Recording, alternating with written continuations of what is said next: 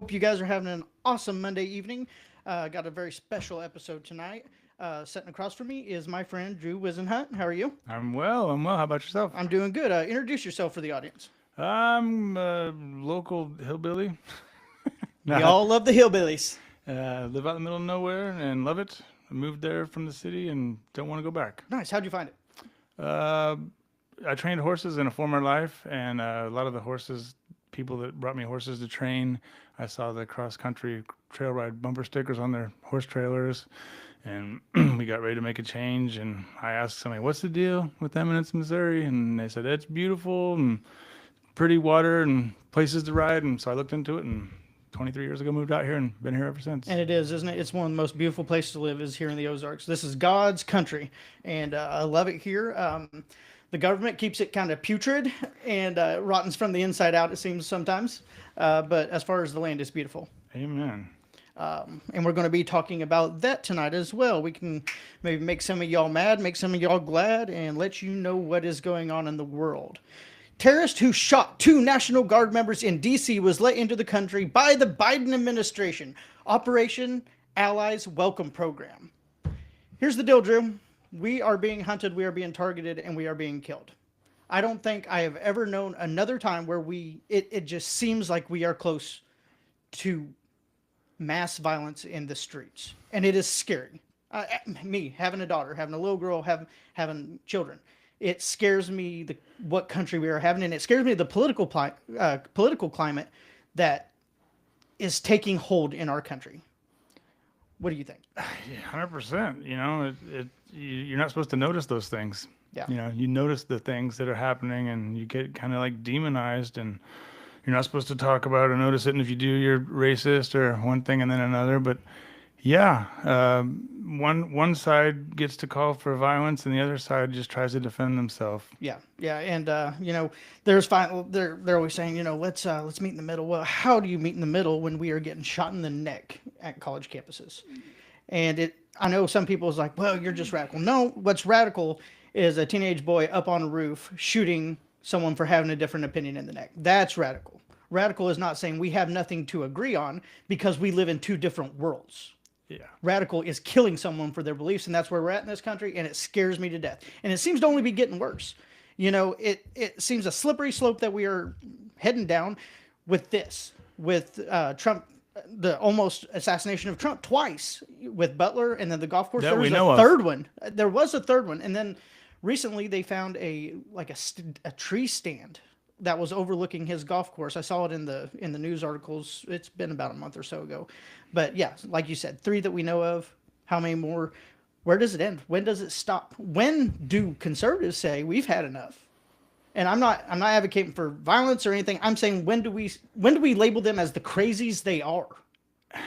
I don't know. That's kind of what it seems like they're trying to foment is some kind of reaction to get, some to box everybody and say, "See, I told you. Yeah. I told you they're all like this." It's like they're trying to set up the situation for that to happen. That scares me because they do not want the reaction from the conservatives. They do not want it from the Republicans and the conservative or anyone that's just right of the spectrum a little bit.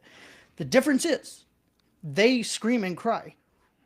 We have training, we know what we're doing.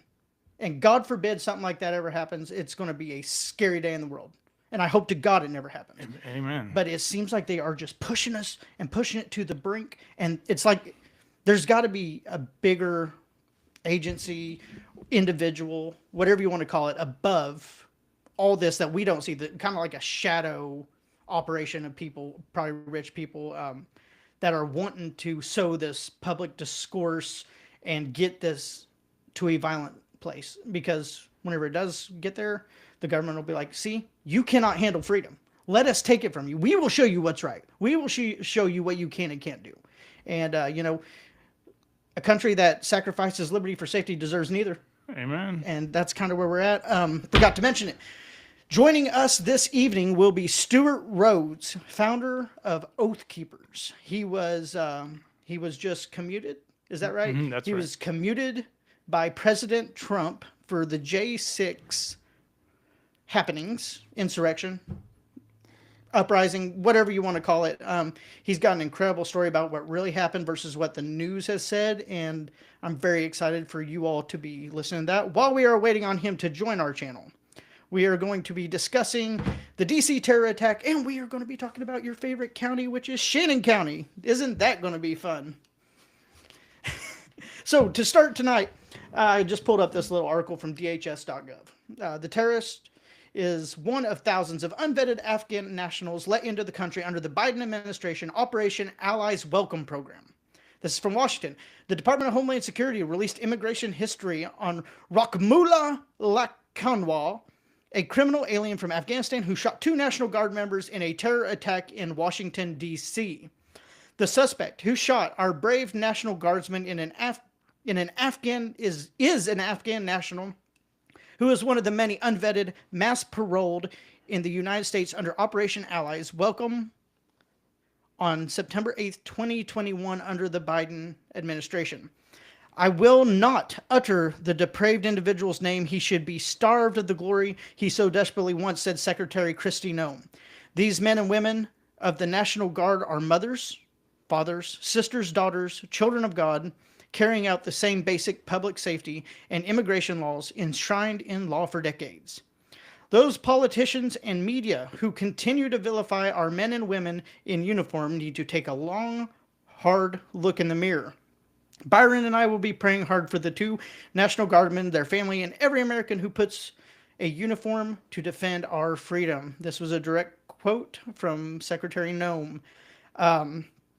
Let's get reactions right off the top. It's a sad day in America whenever our own military is being targeted from the inside. It's disgusting. It's absolutely disgusting. How have we fallen? It's scary because people you want to sign up for these things and defend your country, stand up for the Constitution and your heritage and your culture and all these things, and then half of the political situation and media and everything else, they support the opposition to that and seem to celebrate it even whenever things like this happen. So it's disheartening for anybody who may want to sign up for those kinds of things. It's like it's like, am I being set up to fail? And does anybody appreciate it or whatever? I mean, it's just awful, disgusting. Here's the thing. When I was a child, not that long ago, 10 years ago, I was a teenager. I was 20. 10 years ago, I was 13. No, 23. Holy crap, I'm older than I thought. Oh my gosh. Okay. So getting close to 14 years ago now, I was a teenager, and I remember proud to be an American was a thing. You're proud of this country. September 11th. That was a big wake-up call for Americans. We bonded together like I've never seen before. I remember exactly where I was on that day. It instilled a sense of patriotism in me that I didn't know I was lacking. It was one of the defining reasons why I joined the Air Force and went in and served my country. I was pissed. Yeah. In 3rd grade, I was pissed off that those towers were hit.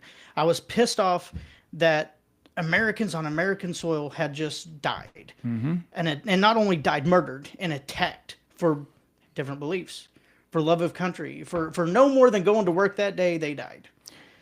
And man, to me, the air feels thick, and it seems we are slipping into the void once again. Yeah, it feels a lot like that. It feels a whole lot like that.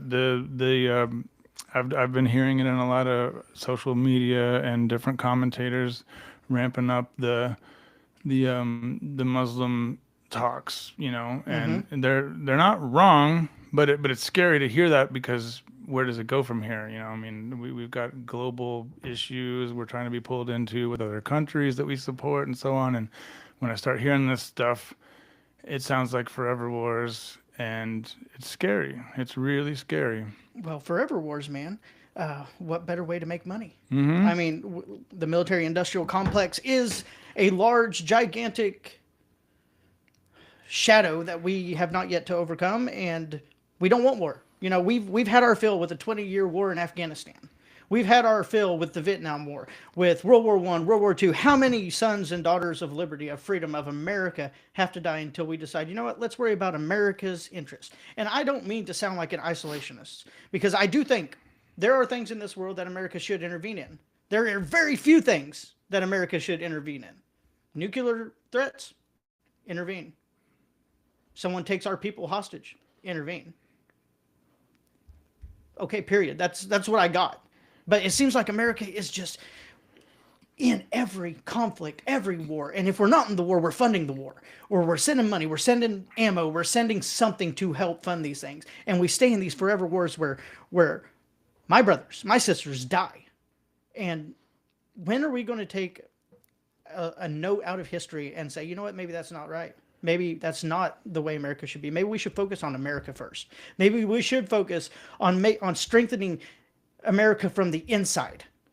We in America, can we even stop a missile coming at our homeland? I mean, do we have the defenses? I hope we don't have to find out. Exactly, but if we do, what have we done to defend ourselves? We have been on the offensive. And yes, again, there are several times throughout history where we needed to be, but if we stay in these forever wars, we die. And I want Americans to stop dying. I want American sons and daughters to stop dying. Well, sadly, we probably don't have to worry that much about the missile right now. I mean, how many people came across the border in the last 4 years? Let's talk about it. Who are they? Who are these people, you know? Right here in the DC attack, that's who they are. Well, we brought those here. Absolutely. You know? And it scares me, man. What do you think? Border crossings are actually in a negative this year. I just saw a poll for the first time in I don't know how long. There's a lot of people screaming, crying, and yelling about the border policies and the immigration policies that have been set by the Trump administration. What are your opinions on it? I think the America First thing's the way to go. You know, I mean, two things. I think anybody who wants to aspire to politics, in my opinion, that no one asked for, is a two-leg platform. Is it constitutional? Is it America First? If the answer is yes, then you're going to win, in my opinion. Well, you're saying some spicy things because America First has been commandeered. Haven't you heard? Yes, I have. How have we gotten to a point where saying America First is fascist, is racist, is authoritarian? Well, because there's nowhere else to go. I think that's there's the racist thing, the homophobic thing, the xenophobic thing, the sexist thing. All of that stuff seems to have failed.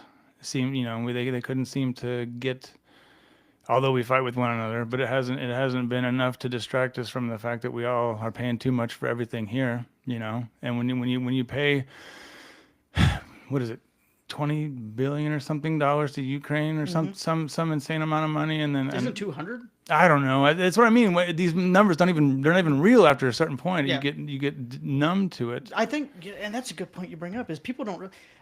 I didn't understand. I still don't really understand. When you hear $1 billion, you think, oh, it's $1 billion. But that's $999 million plus another million to make $1 billion. Yeah.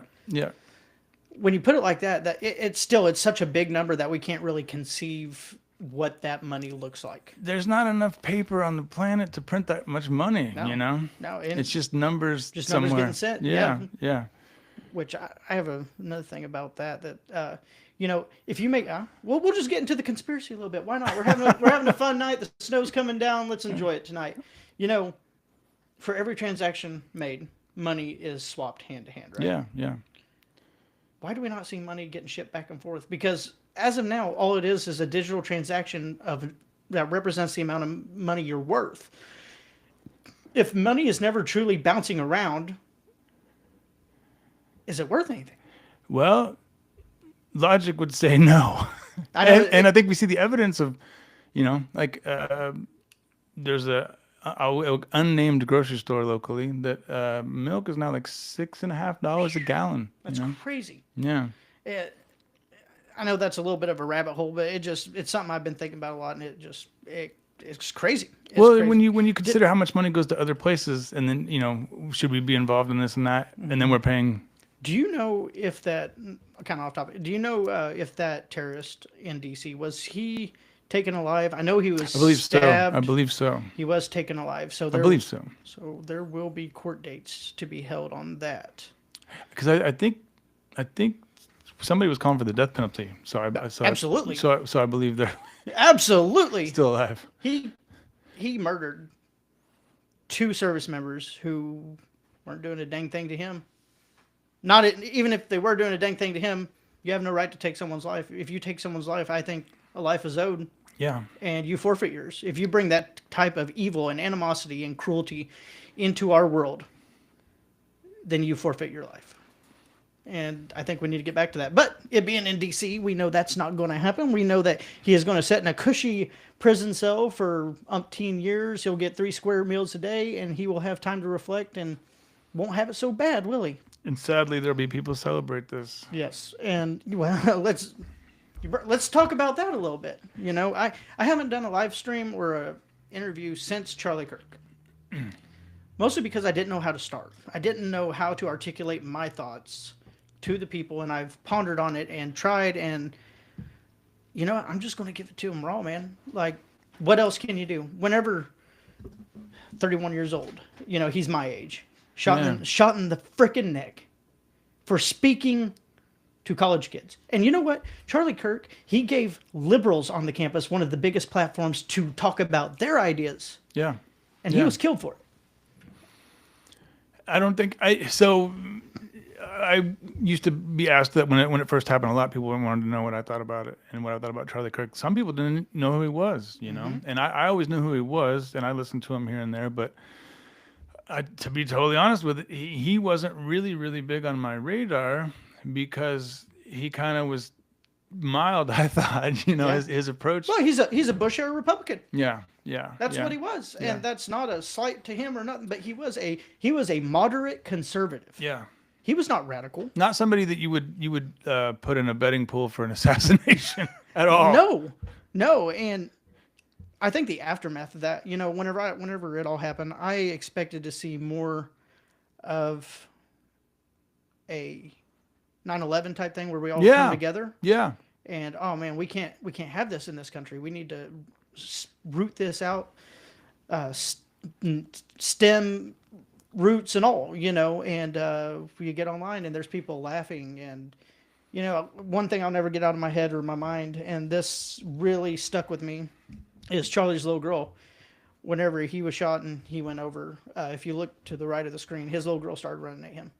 Through the crowd, through the chaos, through the loudness, through the yelling, screaming, and the total chaotic atmosphere, one little girl wanted to go to her daddy and get a hug and hear that everything was going to be okay. And they had to pull her away. No, we got to go over here. We can't go to daddy right now. All she wanted was to get to dad because that was her comfort. He took that from her. Yeah. He robbed her of a life with a loving, caring father, family. I mean, he took that piece of shit, took the family away, took the family dynamic from them. Those girls, God be with them. Well, and when you say the feeling of like the 911, the momentum for kind of that rallying, that battle cry to we're not going to put up with this anymore. Not to get too tinfoil hatty or whatnot, but I feel like that there was something. They said it was a lone gunman, and then he didn't have any help and all this, and you know, nothing to see her move along. Mm-hmm. I think if there'd been more of an investigation, more talk about it, there may have been more people, you know, digging harder for what caused this and how, you know, why did this happen. I agree. And I think there's still a lot to be uncovered and a lot to find out about this. We are wrapping up. We will come back around, talk more about this after the main of the show, and get on to some local news and before we wrap up. Right now, I want to introduce my next guest. It is Stewart Rhodes, founder of the Oathkeepers, who was granted clemency by President Trump no more than 10 months ago now. He's out. He's back to doing what he feels called to do, and we want to bring him in, talk about his story, talk about his journey, and see where things are taking him from here. And we are calling in now. Might take a minute for him to get on. While we do that, I am going to look. I'm trying to make sure everything's streaming. But, yeah, man. I don't know.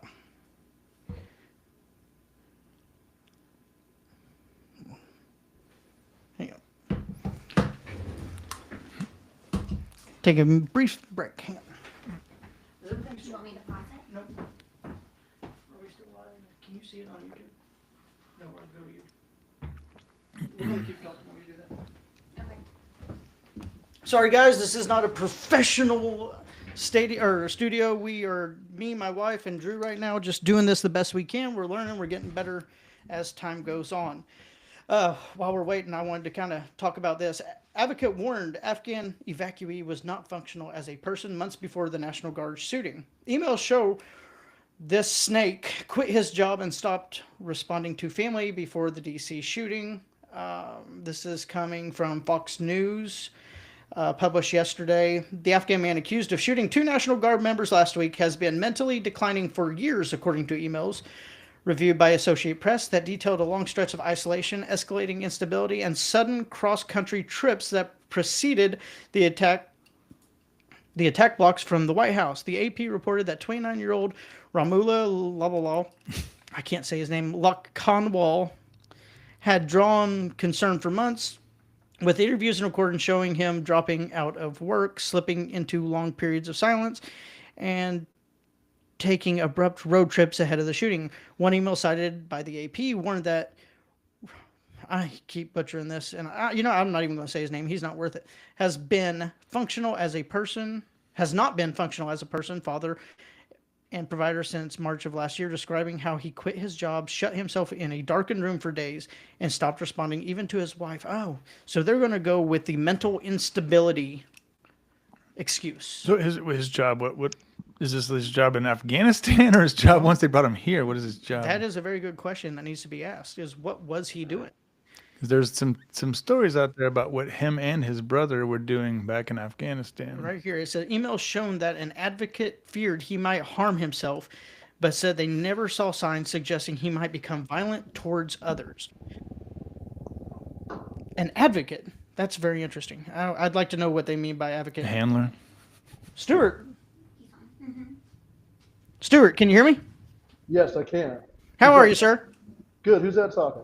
That is Drew. What's up, Drew? No, not much. How about yourself? What are you doing? I'm doing great. Good. Well, that wasn't And, Drew talking. That was you talking. No, yeah, that was me. Sorry. We are recording and you just called in and we are live. Stewart Rhodes, everyone, founder of Oathkeepers. Stewart, let's just get right in. Can you see me on your side? No. Okay, so we just got audio together then. We will have video. It'll just show you talking. Let's get right in, Stewart. Boy, you've had a crazy journey. If you want to start, just kind of go in and wherever you want to start, and we'll take it from there.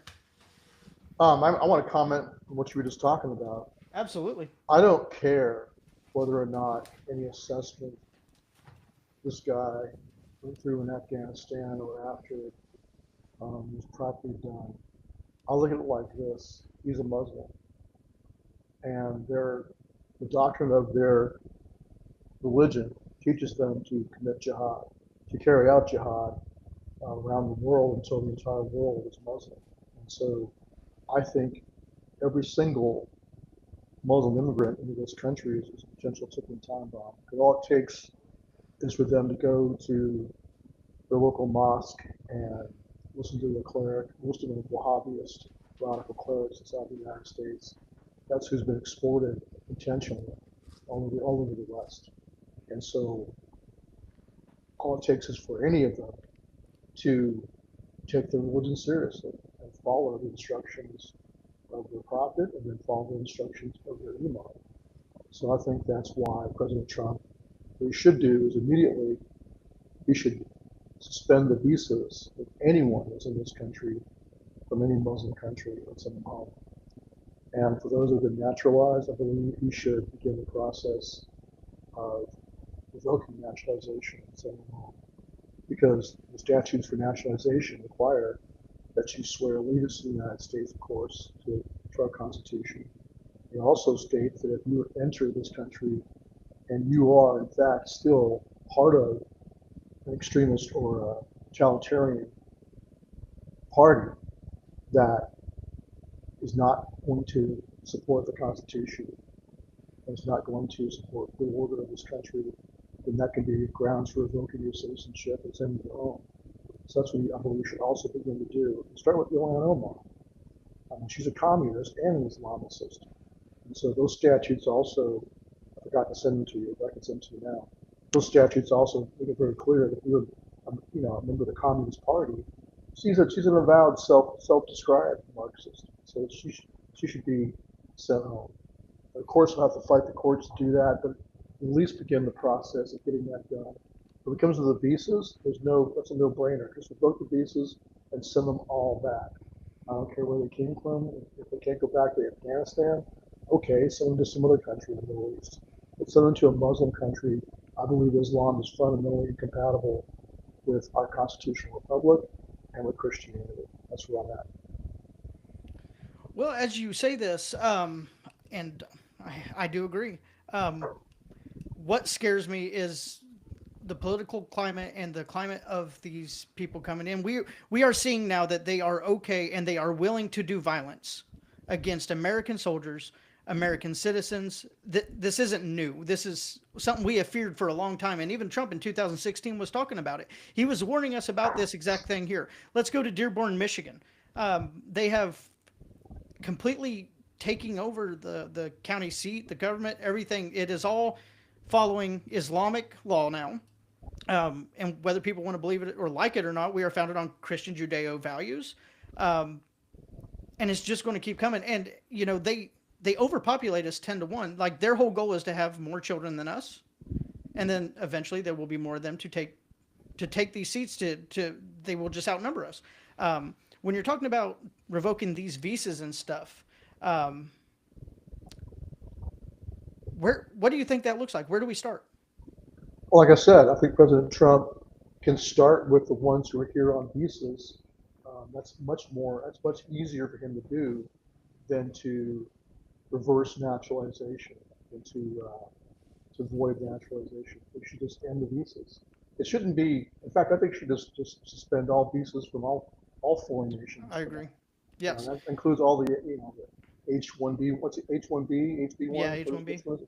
H-1B visas from India. We don't need that. We don't need more people here in this country taking jobs for Americans.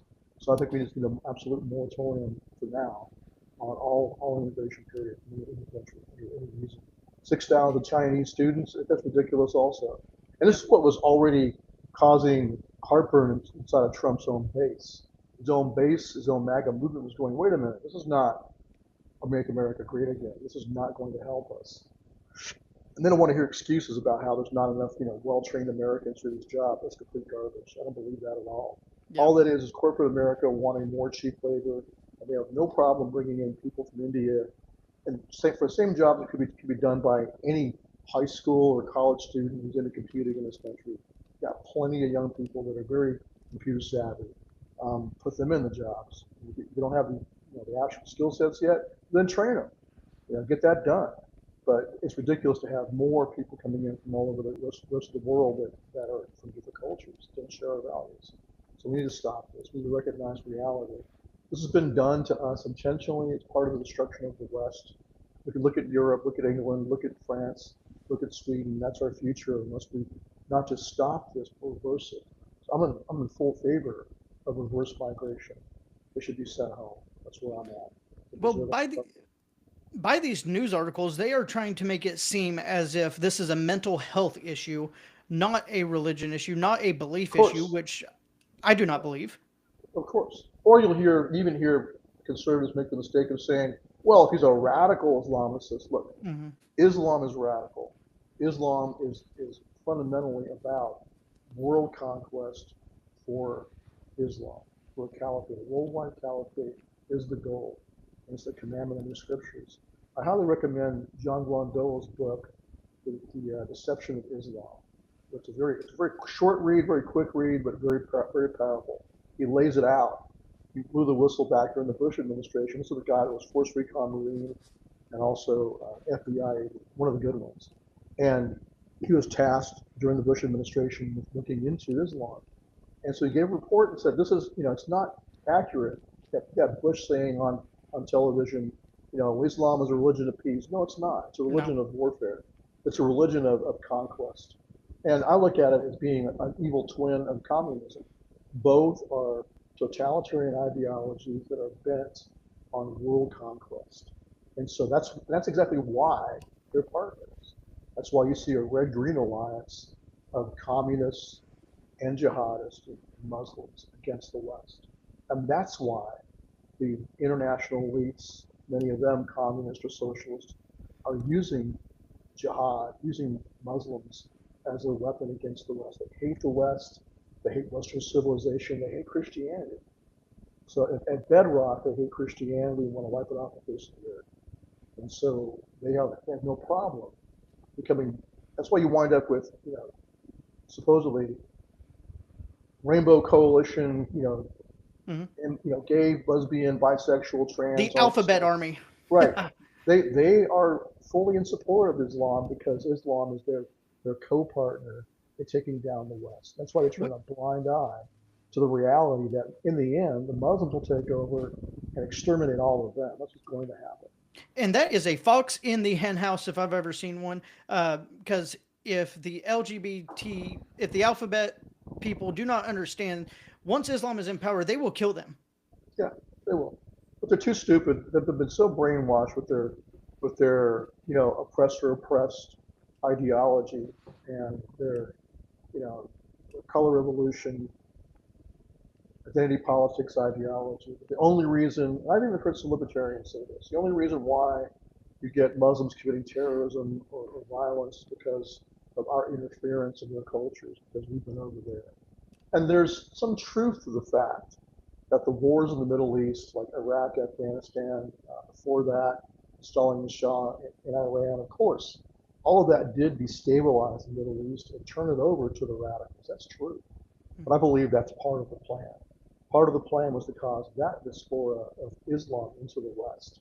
So one of the byproducts, you can even say one of the charitable unintended consequences of the wars in the Middle East has been a spreading of Islam throughout the world. It also turned over every country you can think of: Egypt, Libya, Afghanistan again, Iraq was turned over to the radicals. And so it has been a disaster. But that doesn't mean, though, that if that had not happened and you still open your doors to Islam, that it wouldn't end up in the same place. It would eventually. It's just that that's sped it up. So I just believe it's fundamentally incompatible with Christianity. You're not going to have a Christian nation and an Islamic nation. It's just not going to coexist. Yeah. When Muslims are dominant, what's the treatment of Christians? Look at Nigeria right now. You've got Christians being slaughtered. Look at the history of Turkey that has slaughtered the Christian Armenians. So I just think we need to just recognize reality and just reject it. And frankly, we need a crusade. We need to rescue the West. It's going to take a crusade. That's one thing. You're talking about all these slaughtering of Christians in these different countries. That's something the news and every mainstream media is completely quiet on. And they are doing a disservice, one, to the faith of my faith and to the faith of millions across the United States. How many everyday people know about this, know that the slaughtering of all these Christians are going on in these foreign nations? Yeah, they don't know because the mainstream media, which is part of the enemy camp, is not telling you on purpose. They don't want you to know. They want the gaslighting. It's massive gaslighting and projection.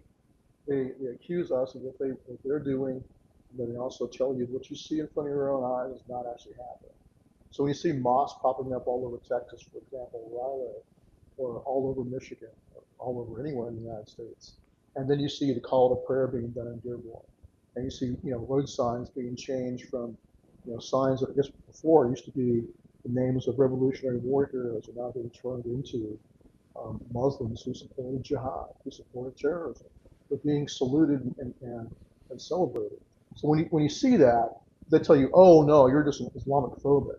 You're unjustly afraid of Muslims. We're correctly and properly and accurately concerned and afraid of the takeover of the West by Islam. And like I said, it's a red-green alliance by the communists too. Well, and you're talking about unintended consequences. Let's take the 2021 withdrawal from Afghanistan, where we left over billions of dollars worth of U.S. military equipment, which is now being used to arm our enemies, which is now being used to kill Christians, Americans, you name it. And it almost seems intentional with how crazy and how stupid that withdrawal was. We had, 13 service members that lost their life in the Abbey Gate bombing that day. of the withdrawal, and then we leave all this equipment. I don't know about you, but when I was in the military, they told us if there was ever a chance where equipment got lost, you destroyed it to where it was Right. inoperable before you leave country. Before you leave the equipment, you destroy it. Doesn't matter if it's thermite, bombs, grenades, whatever you have to use, you blow that up. Why did Yeah. we leave them perfectly operating, perfect operation equipment, and now you saw Christians hanging from a helicopter as they're getting flown around Afghanistan. Yeah, I think it was done intentionally. So that's why we had American citizens who were abandoned by the Biden administration in Afghanistan also. So, I mean, let me say this. At the time that was going on, I made the mistake of saying, well, hey, if they fought with us, then we could bring them here as a refugee because they fought with us. Mm-hmm. But I think that was actually a mistake. Because I think, I see a lot of people online chatter about saying, oh, this guy was CIA. Therefore, it means the CIA told him to go do this or programmed him to go do this. I understand why they say that, and I don't trust the CIA. I think the CIA should be disbanded. It's been Absolutely. nothing but a horrible, evil institution from its inception. But I think people are missing the forest for the trees. It's also possible that he came here and originally was loyal to the United States, but like I said, he became radicalized by his own mosque where he was attending in Washington State. That should be investigated too. I'll bet you money that Imam was preaching hardcore Wahhabi style Islam about jihad. So that's what I think happened here. I think that's why I say that even I made that mistake back then. Yeah. And Well, if I they find fought for us, they deserve a chance as a refugee. I think and that's a I find fundamental error. well, I find myself in that exact same camp. Like I still believe that there are good people that do believe that follow Islam, but it's a watered down version. We're talking about the ones who believe the radicalized Islam, which is at the core Islam. Yeah, But it's not we have radicalized. It's yes, being accurate and fundamentalist. Yeah. yes. Now we do have some watered down versions here in the United States. I don't know. I'm always towing that line that there's good people everywhere, and Sure, but I suppose there could be some good communists out there too. yeah, That'd be yeah, nice you got to people. In fact, I very, went to very, law school, Yale Law School, with a few self-avowed communists. They were actually pleasant people, yeah, but their ideology is poison. That's and how I looked dangerous. at it with Muslims. They Yeah, could be a moderate Muslim, but yet they're still a Muslim. yeah, And the pattern, I believe, around the world is that the moderates would just sit by and say nothing, while the radicals, the extremist Muslims, slaughter Christians. How many moderate Muslims are there around the world who stand up and defend Christians?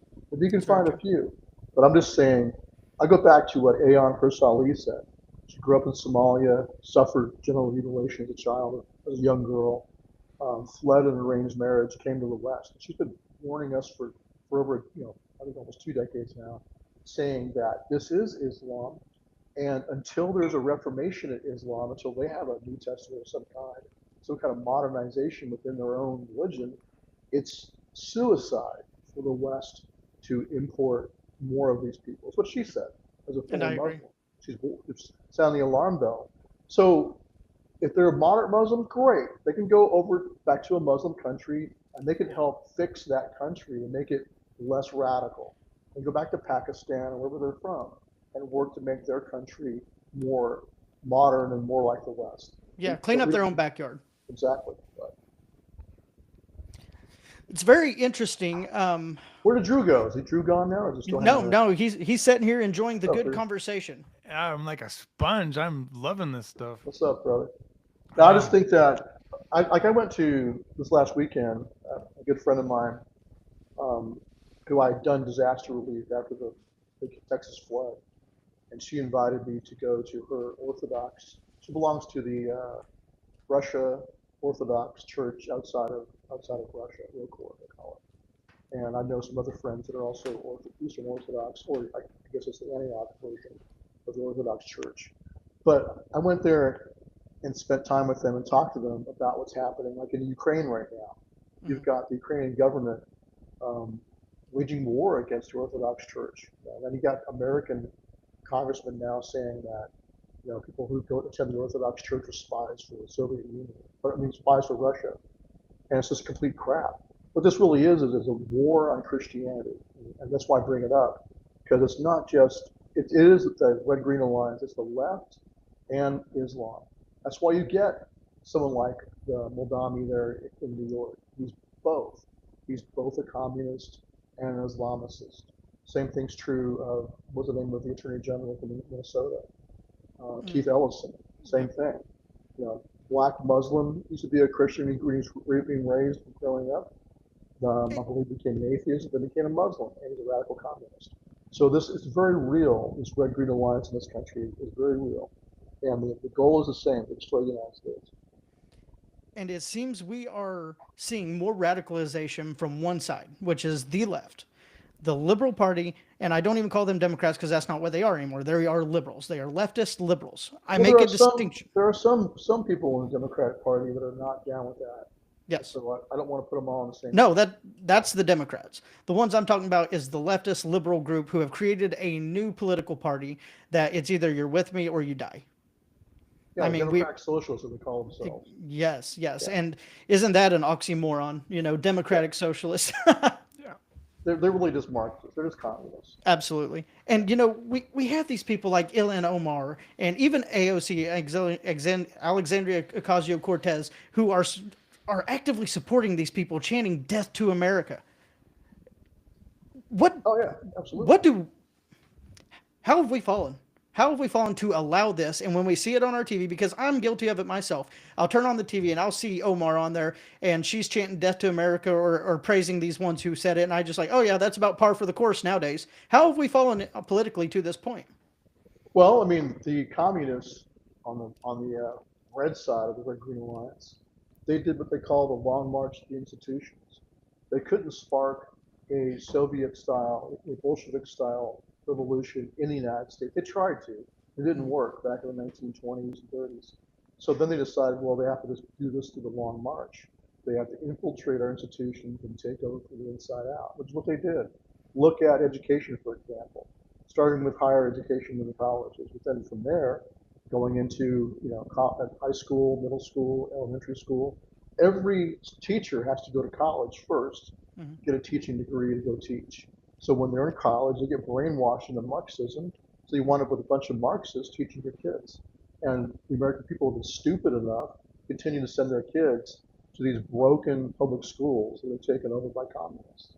And so yes, you can find the exceptional student or exceptional teacher that's not a communist, but 80% and 90% of them are leftists. And they're believing the same crap that they've been fed in college. It wasn't 3 years ago. We were in a battle for our children's souls when they were allowing transgender books and queer and gay ideology into our children's lives at 3 and 4 years old, teaching them about gay sex. And that's the whole point. I mean, the whole point, I look at it like this. I look at it like this is really a battle between good and evil. And on the side of the evil, the great deceptor, the father of all lies, he always wants to pervert God's creation. Yep. So that's why you see an assault, not just on Christianity, but also an assault on biology. What is a man and a woman? And it really kind of goes back to what Orwell wrote about in 1984, that reality in the end, reality is whatever the party says it is. Yeah. Like, it was 2 + 2 = 5 was the example he used. But Orwell missed it. He missed like in his book, 1984, the main characters are still a man and a woman, right? Mm-hmm. Who have a secret affair because they're not allowed to have love anymore in society. But he missed it. He didn't realize the destruction of reality is going to go as far as it has. That there'd be actually no women and no men anymore.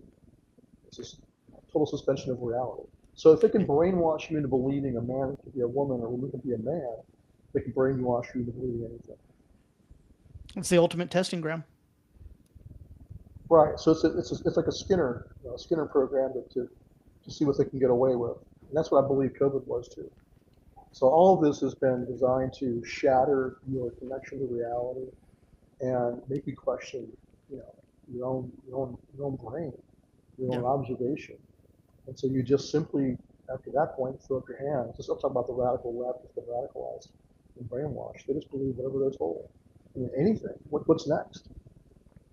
Well, and like you said, if they change definitions, how do we on the right side, even if you're just a moderate Republican or conservative, how do you fight it whenever you're fighting the same word but two different definitions? We have to start by defining these words and what they truly mean before we can do anything. Otherwise, they're just screaming at us, we're screaming at them. We live in two separate realities right now. Yeah, and I think that's actually a good point because there's a checklist that Glenn Beck was talking about on his podcast of the day, and before that, I believe it was,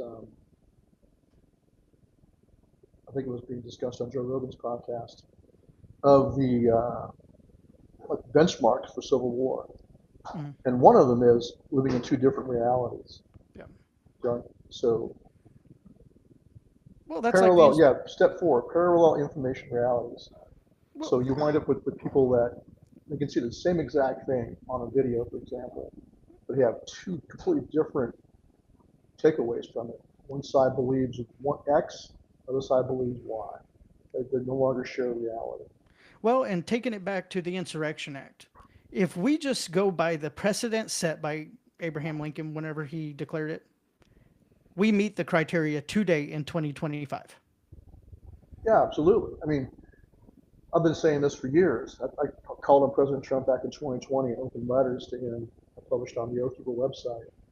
I called for him to invoke the Insurrection Act and drop the hammer. We have to realize that unless and until it's like a person with advanced stage 4 cancer. It's Mm-hmm. going to require radical surgery. You're not going to get this fixed through the normal political process because your opponents are no longer loyal to this country. They simply want to destroy it. So the only way to do it is to recognize reality and then drop the hammer on it. That's what you have to do. It's just what has to be done. What do you That's why believe? I bring up a crusade. That's what But what? happened in Europe, right? The Yeah. Christians finally had enough and got together and drove the Muslims out of Europe. And then, and our situation is not just them; it's also the radical communists too. Same exact thing. They can't be loyal to the Constitution. They're I look at Marxism as a religion, frankly. Karl Marx is their version of Allah, their prophet, and you can never change their mind. Maybe they can do it themselves. They get woken up, but until that point, they're going to believe the religion is going to be believed by them, no matter what the evidence in front of their face. What do you believe the holdup is for President Trump invoking the Insurrection Act, especially now after the terrorist attack in Washington, D.C. that happened a few days ago? I mean, the lines can't be more clear. I mean, we are where we are. What do you believe is the hangup? I would say weenie lawyers. Yeah. Yeah. And as a recovering ex-lawyer, I consider myself a recovering lawyer. Like being a recovering alcoholic. I can tell you, I graduated from Yale Law School, clerked for the Arizona Supreme Court, I practiced law in Montana, but the most people who gravitate towards the law are doing it for their own grandeur. They're obsessed with their position, they're obsessed with prestige, money, power, but they're also very cowardly. We call it risk averse, which is what the term we use Mm-hmm. at Yale Law School. So, I mean, I'm an exception to the rule, but they are people that are at heart both extremely arrogant, but also extremely cowardly. That's most lawyers, frankly, in this country. 90% of them are like that. And so that's who you have giving President Trump advice. There's a bunch of weenie lawyers with no balls, pardon the language, but just no courage, no conviction, who will advise their client to do whatever's dishonorable in the name of practicality usually. And we know the courts are not fast. They tie something up in court, it's going to take 3-4 years By before we ever intention. see a judge. Yes, By because intention. it's a complete money funnel to where everyone keeps getting paid in this rotary of corruption and no Yeah, justice is served. that's right. So this is the reality. We have the uniparty. It has Yep. two wings, the left wing and the right wing, so-called, Republicans and Democrats. This is why I believe the GOP establishment doesn't care about losing the midterms. In fact, I think they want to lose the midterms because then they Yep. have an excuse. They can say, oh, well, we lost. They'll blame the MAGA people. The Mark Levins of the world will blame the MAGA fundamentalists. And they'll say, you're the reason why we didn't win and we lost control of the House and the Senate. And they can just sit on their hands and they're fine with that because the grift continues. Lindsey Graham, Mhm. do you think Lindsey Graham cares Def- about about whether or not the MAGA movement lives on? I think he wants it to die. So He I think cares they're about the intentional. minerals and the minerals. That little warhawk cares about the minerals. Well, he cares about his own power. Yeah. At base, they're all in on the grift. Last thing they want is more Doge. That's why they got rid of Doge. That's why they got rid of Elon Musk. Yeah. They didn't Didn't take like it. long either, did it? Yeah, no, it didn't. So the first 3 months of the administration were fantastic. Doge was exactly the right course, and they needed the Doge. Every department of every agency in the federal government. They should have suspended. I think the FBI and CIA. I said this a long time ago. What President Trump could do right now is invoke the Insurrection Act. Say, given the fact that Brennan and others, Brennan is doing the exact same thing with the CIA that Alan Dulles did. When JFK fired Alan Dulles was still running the CIA. He just ran it from his little shadow headquarters Mm-hmm. out in the sticks in Virginia. And he, of course, plotted to kill and did kill JFK. So that's the same thing that's happening now with John Brennan. He's still running the CIA. Ratcliffe should be fired. Bongino should be fired. Patel should be fired. Bondi should be fired. Todd Blanche should be fired. Trump has put people in place that are not purging out, cleaning up the DOJ, FBI, or the CIA. It hasn't happened yet. So what he should do is invoke the Insurrection Act.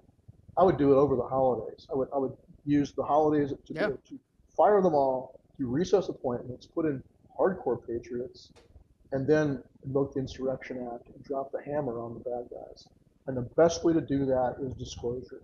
This is what I also said back in 2020, because it's the one thing that he can do, they can't stop, is for him to declassify the dirt that the CIA, FBI, etc., has used to control judges and politicians. That's how they're controlled. Mossad and the CIA, all the Five Eyes do it all over the world.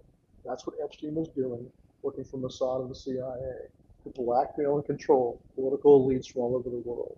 So you take them down, declassify, and throw all the dirt out in the street, empty the skeletons out of the closets, show the American people who's a pedophile, who's been bribed by China, whatever their grift and whatever their treason is, or their crime, expose them, and then you take them down. That's what I think needs to be done. Mass exposure and then a takedown.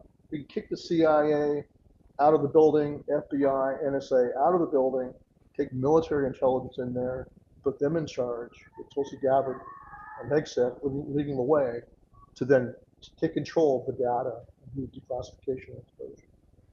Well, that's the new weaponization of politicians nowadays is data. You have these huge data centers going in Virginia, and they're calling it the data corridor now. They're buying up mass swaths of land for billions on the dollar, lots of money, because they control the data. They control everything about you. They control everything about me. They know what to use. And therefore, everyone is compromised that gets in that position one way or another. That's right. And that's why the other side of the coin, or the more bad news, is you got the Peter Thiels of the world who are worming their way into the administration from the supposed right. Come on, Stewart. You don't think Palantir Technologies is a good company? No, I don't. That was a joke. So this is the problem, is that, on the one hand, you got Sarah Adams, other counterterrorism experts telling us that Al Qaeda is bragging about in their own publications about how they're going to do October 7th style attacks in the United States, that it's coming. And so if we don't take action, if President Trump and us, the American people, don't take decisive action soon, what's going to happen is when those terrorist attacks happen, the solution being offered by the neocons, and I believe I put the technocrats like Peter Thiel in the same camp. He built surveillance structures overseas for the Israelis. He did it for the U.S. military to use overseas. And now he's doing it right here at home. It's already being used. A lot of his technology is being used by police departments already in the United States to fight crime. So yes, and that's why they're building these data centers. So the false choice is going to be, if you don't want terrorism, they open the doors for decades, let the entire world come here. Military age males from China, from the Middle East, from South America, all these Trinity Ottawa and all the other cartel groups, all this destabilization. So when they unleash these people as part of their destruction in the United States, Then they'll say, oh, okay, from the frying pan into the fire. You American people want security? We're going to offer it to you. Palantir will give it to you. All it takes is digital ID, digital money, digital permit to travel, everything else that'll go with that. That's what I believe the future is going to be, unless we get off our ass ourselves and secure our own local communities. Well, and That'll be the false choice. how close did we get to digital IDs with COVID? I mean, they almost had us. But Now it's luckily, coming now. It's coming now. Under the Trump administration, you got DHS talking about how it's going to be easier for you to travel once you have a digital ID. They're selling it to you right now as convenience. And I think a lot of Republicans, just like after 9/11, many Republicans were all down with whatever Bush wanted to do in the name of the war on terror, creation of DHS, the Patriot Act, anything, extraordinary rendition, drone strikes even on American citizens. They were fine with that because they believed this was what was necessary to stop Islamic terrorism. And back then, I was in Yale Law School, my first year of Yale Law School when 9/11 happened. I was in class that day. And immediately I saw the conservative students just become cheerleaders for unrestrained executive power to do whatever it takes. Problem was that the infrastructure they built up during the Bush administration, of course, it was immediately turned on us when Obama came in. It was swung inward, not used against Islamic terrorists at all, instead used against the right. It's the same pattern throughout history. So just watch out for that sleight of hand, that in the name of fighting terrorism, they'll get you to jump right in with Peter Thiel and Palantir and sign up for it because you want security and safety. That's why I say the answer should be we the people come together in our own counties and take care of our own security. We'll do that now. well, and I think Peter Thiel and Palantir technology, that's an important thing to hit on. Would you care to just explain for a minute why Peter Thiel and Palantir Technologies is such a key player right now? Well, I mean, look what happened. So when J.D. Vance graduated from Yale Law School, the same school I did, I think it's like 2012 or 11 when he graduated. I graduated in 2004. As soon as he graduated, where'd he go work? He flew straight to San Francisco and began looking for Peter Thiel. And that's where he stayed. Worked for Peter Thiel the entire time until he ran for the U.S. Senate. That's who funded his campaign for Senate. That's his mentor. That's his benefactor. That's who supports him. Just like Adelson, what's her first name? The widow of Sheldon Adelson. She's one of the main supporters of Trump. And so same thing with Peter Thiel and J.D. Vance. And that's why I don't trust J.D. Vance. He says all the right things. He'll go do the right things. He'll go and he'll kneel and pray at the I forgot the name of the oldest church in Israel. Didn't go to the wall, which is good. Didn't go kiss the wall like a lot of other people do. Ooh, that seems like a ritual, doesn't it? Yeah, it's just ridiculous. But at least he went to, I think it's the Sepulchre, I think it's called, the oldest church in Christendom is right there in Jerusalem. And he at least did the right thing and went there. But here's why I don't trust him, is because I know who his mentor is. His mentor is a transhumanist, a gay man with a husband who's a transhumanist, who said in one interview that problem with the trans movement is it doesn't go far enough. We need to go beyond changing our sex organs. We could change the human body, indefinitely or infinitely, make it better.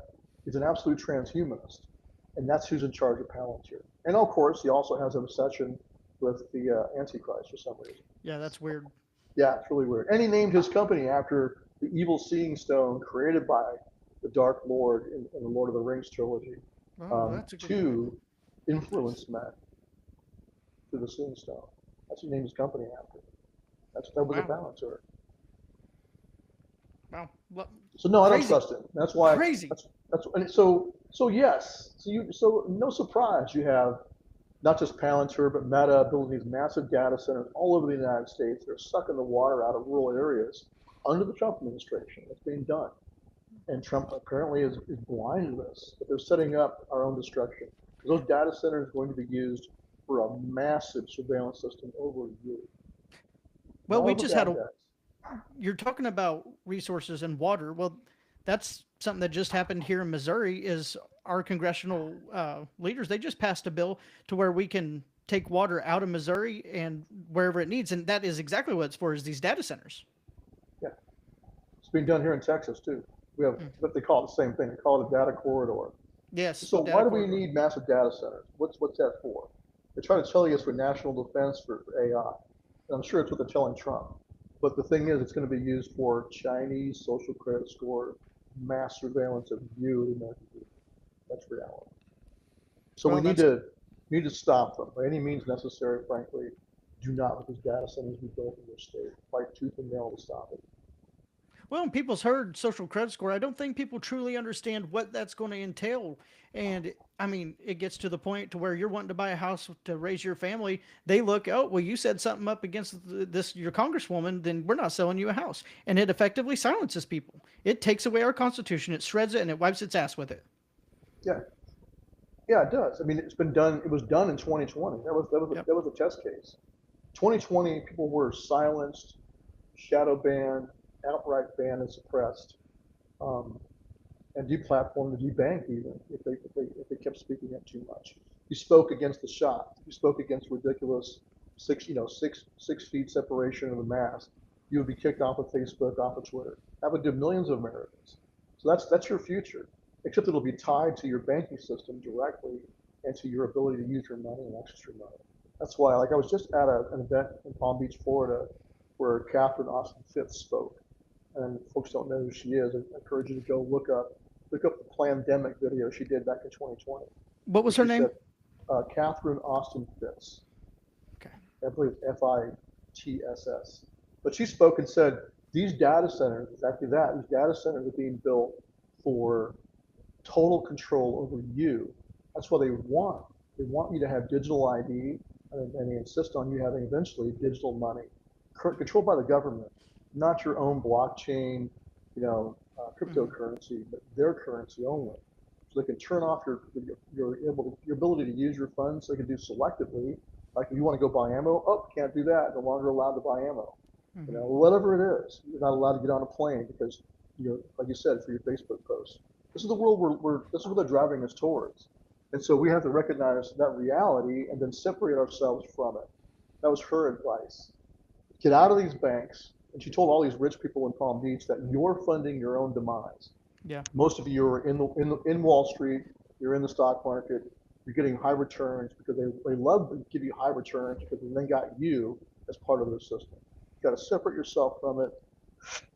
Use cash. Put your disposable income into gold and silver and cash, and then you have to have your local farmers that are strong enough that you should only be buying your food from local farmers if you can do that. Yeah. That way you strengthen your local farmers and create a resilient and insulated local economy that can weather it out. But she said the good news is they need 100% compliance really to lock us all down. So the more of us that stop using digital money and start using our cash, the better for us. Like, go a whole week using only cash. And we've got to all get off Amazon.com and always, why do you give your money to your enemies? And frankly, the same goes for Facebook. Mm-hmm. I think I'm on Facebook right now because I can't be on X.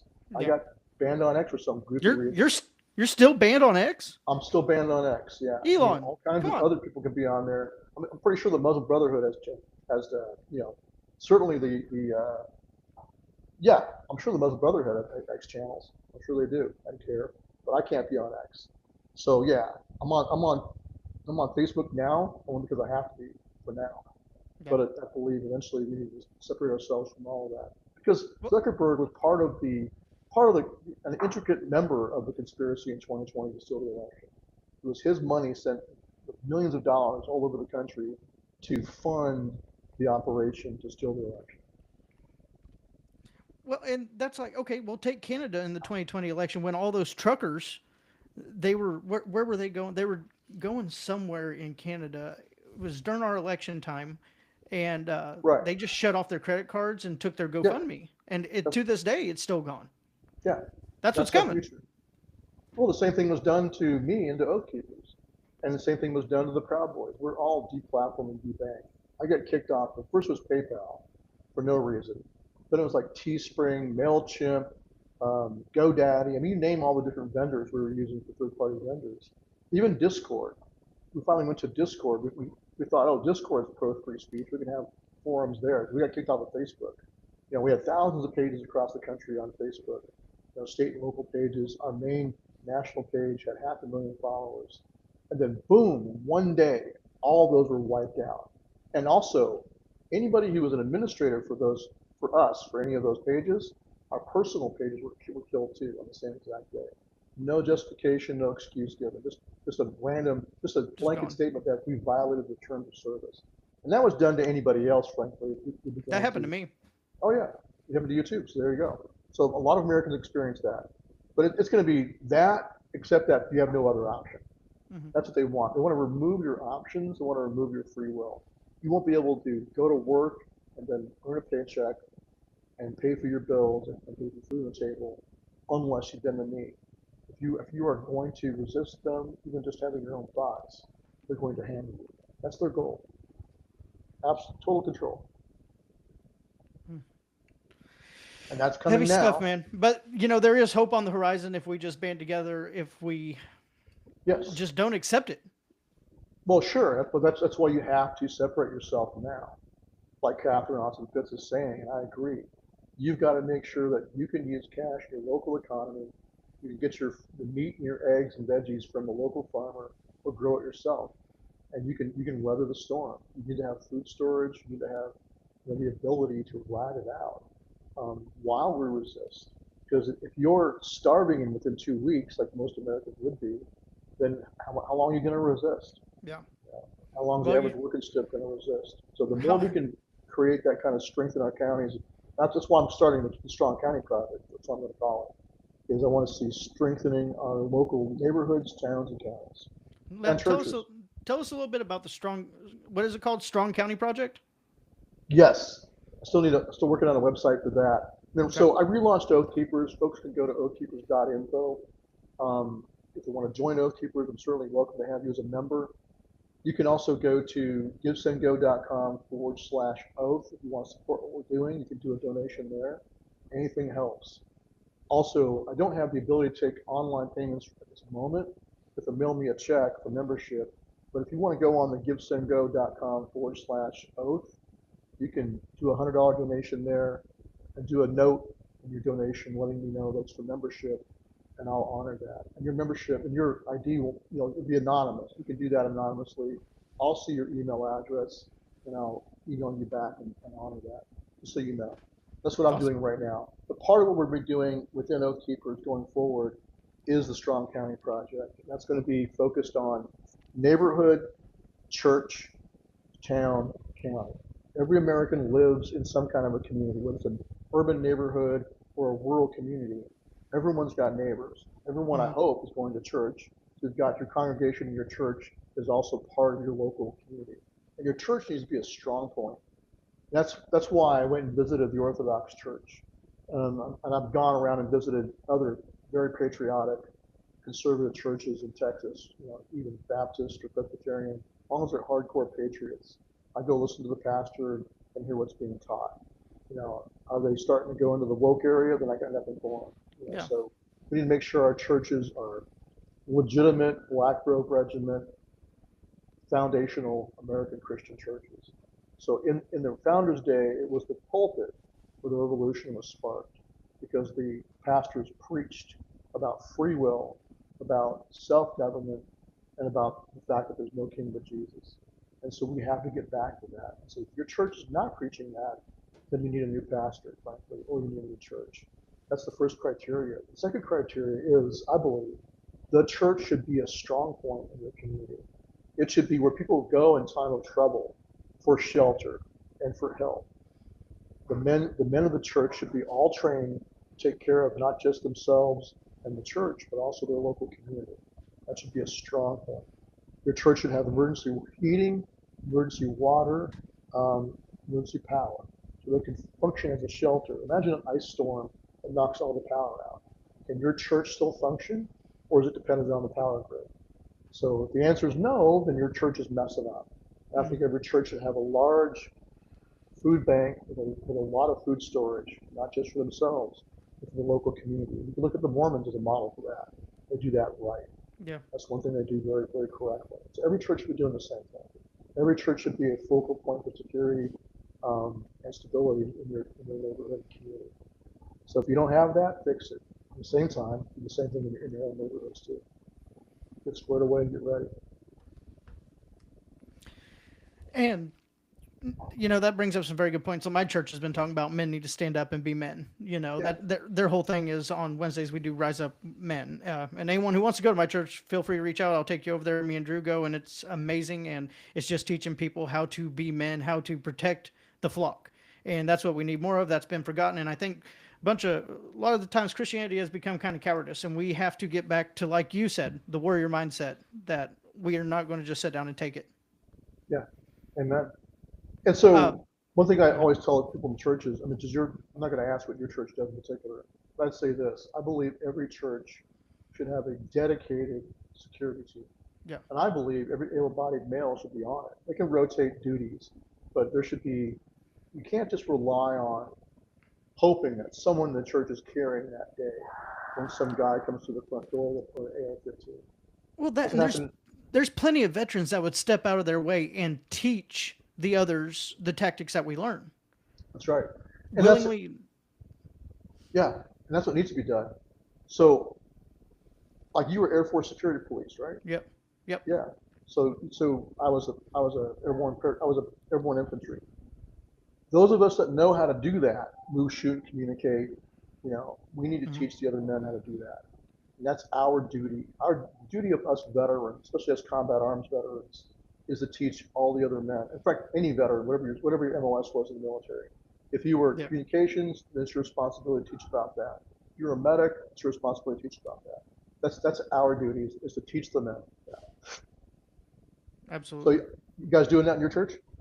No, but that's something I think we need to look into and start doing. Yeah, absolutely. So I mean, it's great, and I see that. I went to a Wednesday night or Tuesday night meeting here in Dallas, a really huge church, awesome pastor, awesome assistant pastors. There was a massive men's meeting, 300 men. A lot of these guys are very fit. You can tell they're working out. They're taken seriously. It's wonderful to see a resurgence of masculinity. Like Yeah, I was talking to one of my friends, a lady J6er, a couple months ago about most churches, and I said, imagine those churches are kind of wimpy, right? Imagine your average pastor in a street fight, and she just laughed. And she said she spit up her wine while reading that text message from me. So, but I went to this church, and that wasn't true. The pastor, assistant pastors, all these guys were in good shape. They looked like they were pretty strong and capable. So it's wonderful to see that. But we need to go, that's great. We need to go beyond that though. We need to be organized and trained. So one example I'll use is Sutherland Spring, Texas. Awesome little fundamental church, a little Christian church. But they didn't have an actual security team on duty that day. They had a crazy guy, crazy leftist attack them with an AR-15. He was able to pull up outside, park his SUV, get out, put all his crap on, walk up to the church, first round through the main doors, kill the lady up on the pulpit who was speaking at that moment. Then he walked around the outside of the church, unloading magazine after magazine through this, mm, wooden-sided church, and killed a bunch of people. Then he walked inside, and that day, even though they were told by the pastor, "Hey, you can carry if you want to," that yeah, day it just so happened no one was carrying. Some of the men that would have been carrying were sick and weren't there. The other guy mm, left his gun at home with his wife. So there was no one inside that church to return fire. That's why I'm saying you can't just rely on, oh, we have a lot of men in this church that carry. You need to have a security team assigned that day. yeah, And it should not just be inside, it should be also outside the church. Because every shooter has to stage somewhere. yeah. End of story. Mm. And no, you bring up some good points, and I think a lot of people just don't think about it because of the comfortability we live under in a modern day society. You don't think about it until it happens to you. I had a gun pulled on me about a month and a half ago, 2 months ago. Oh I yeah? was just, yeah, oh yeah, What that guy happened? about got it. Well, I was going down the road, and my podcast stickers on the side of my truck. My wife's made me remove them now, but this vehicle, it gets in front of me on a 2 lane, and it blocks the road. They jump out of their car yelling, "You Nazi fascist!" And they kick the front of my truck, come up to my window, and they went to pull a gun from their waistband that was Oh on shit. their lower back. Well, I had already had mine out, and I had to tell him, "Hi, look at the flash." And I told him, I said, "You either leave or you don't see your family again." Well, he got in his car, he drove up a little ways, turned around, tried to hit me head on. Wow. So I called the FBI. I've called the West Plains Police Department. Still haven't heard nothing, but hopefully they're still working on it. You get his license plate? Yep, got it on video too. So no arrest as far as you know yet. Nope. But So I got attempted murder, right? yeah. And that guy's lucky because if my wife or my daughter would have been in there, I would not have hesitated for that moment. I don't care enough about my life to, I was like, well, if I can de-escalate this, I'm going to. So that's what I tried to do. And thank God he got in his car and left, because last thing I want to do is shoot someone. Yeah. But I would have. Well, that's what you have to be Yeah. prepared to do that. And that's the world we live in now. That's the problem, is that. But thank God I had a gun. Think about Yeah. that. If I would not have had that to draw on my defense, I would have been dead in that truck. That's scary. Yeah, I would have killed you. Yep. So that's the problem, is that many of our fellow citizens in this country have been so brainwashed. And I think the correct way to look at them as Christians is to see them as victims. And to say, okay, they've been brainwashed by propaganda to hate us. Doesn't mean, like in your situation, you might have no choice but to shoot this person to stop them from killing you. Doesn't mean that doesn't change. This is reality. But we can be charitable in this sense, that we can look at them as victims, and then hopefully they'll be deprogrammed. But for now, they're rabid victims. They believe you're a Nazi, even though you're not. So I'm sure that after you post this podcast, because of what I said about Islam, they'll accuse me of being a Nazi too. Yeah, it's all right. Well, I mean, whenever you got one county over, I have the coroner sitting there making posts that I'm this huge Nazi fascist. That's a problem. Right. When government officials are sitting there calling you that, it becomes reality in their eyes. Well, it becomes reality in the eyes of the people that read that. Yeah, absolutely. That's right. So yeah, you're going to wind up with people that, like that guy, he's willing to kill you. He believes he's killing Nazis. When all he's doing is killing Americans that just wants to be left the hell alone. Yep. So let's get into this now. Let's talk a little bit about the Oath Keepers. Sure. Let's start. Let's just start where you started. How did you decide to come up with the Oath Keepers? Well, let's take it back a few years. So, like I said, I graduated from law school in 2004 from Yale Law School. I clerked for the Arizona Supreme Court for a year. Then I worked in small town Montana for about a year and a half as an attorney before my mother was diagnosed with stage 4 breast cancer back in Las Vegas. And I moved my family back to Vegas to take care of her. But while I was in Montana, I was a volunteer firefighter there too. But I quickly realized that our political system is broken and our legal system is broken. So back in Las Vegas, 2008, I worked for Ron Paul's presidential campaign. I had worked in his DC office in between college and law school. I worked on his DC staff. And so I was an old school Ron Paul the way back. But I saw in the 2008 campaign that the Republican Party is so crooked and so corrupt. They stole the nomination from Ron Paul. They just violated their own rules to make sure he didn't get the nomination. That's when I realized I don't believe there's any more a political solution left in this country. We have a narrow window right now with Trump as president, but only if he really does everything he can as the president. But at that time, they robbed the nomination from Ron Paul. I knew that John McCain was a corrupt oath breaker. I knew Barack Obama and Hillary Clinton were corrupt also. So absolutely. That's when I started Oath Keepers. The focus was on the men with the guns, the guys who were either current or former military, police, first responder, like firefighters, EMS, search and rescue, people that would be given the orders to violate our rights. Which is why it's so ironic that the left is now running around and trying to encourage, talking to military members about how, you can refuse unlawful orders. That's true. Yeah. That's why I think in some ways the reaction by the political right has been, a little bit of an overreaction. They're like, oh, this is ridiculous. They can't have, soldiers deciding for themselves what's lawful and not. Yes, you can, and yes, you do. That's the responsibility of every service member. It's always been that way. Yeah. And so the difference is, though, of course, the communists don't care about our Constitution at all. They're doing that to create discord in the ranks. But when I talk about that, I say, yes, they're correct about that. They're factually correct about the obligation to refuse unlawful orders. What's missing, though, from the rank and file is instruction on what is lawful and what's not. So I think President Trump should, at this time, take advantage of that and hold a national press conference with Hegseth and Tulsi Gabbard standing next to him, and I would have them speak first. They both, prior military, they could both speak a lot of credibility about this, and say, yes, let's talk about your oath. Your oath was to support and defend the Constitution against all enemies, foreign and domestic. So let's talk about who are the domestic enemies in the Constitution right now, and then lay it out on the table.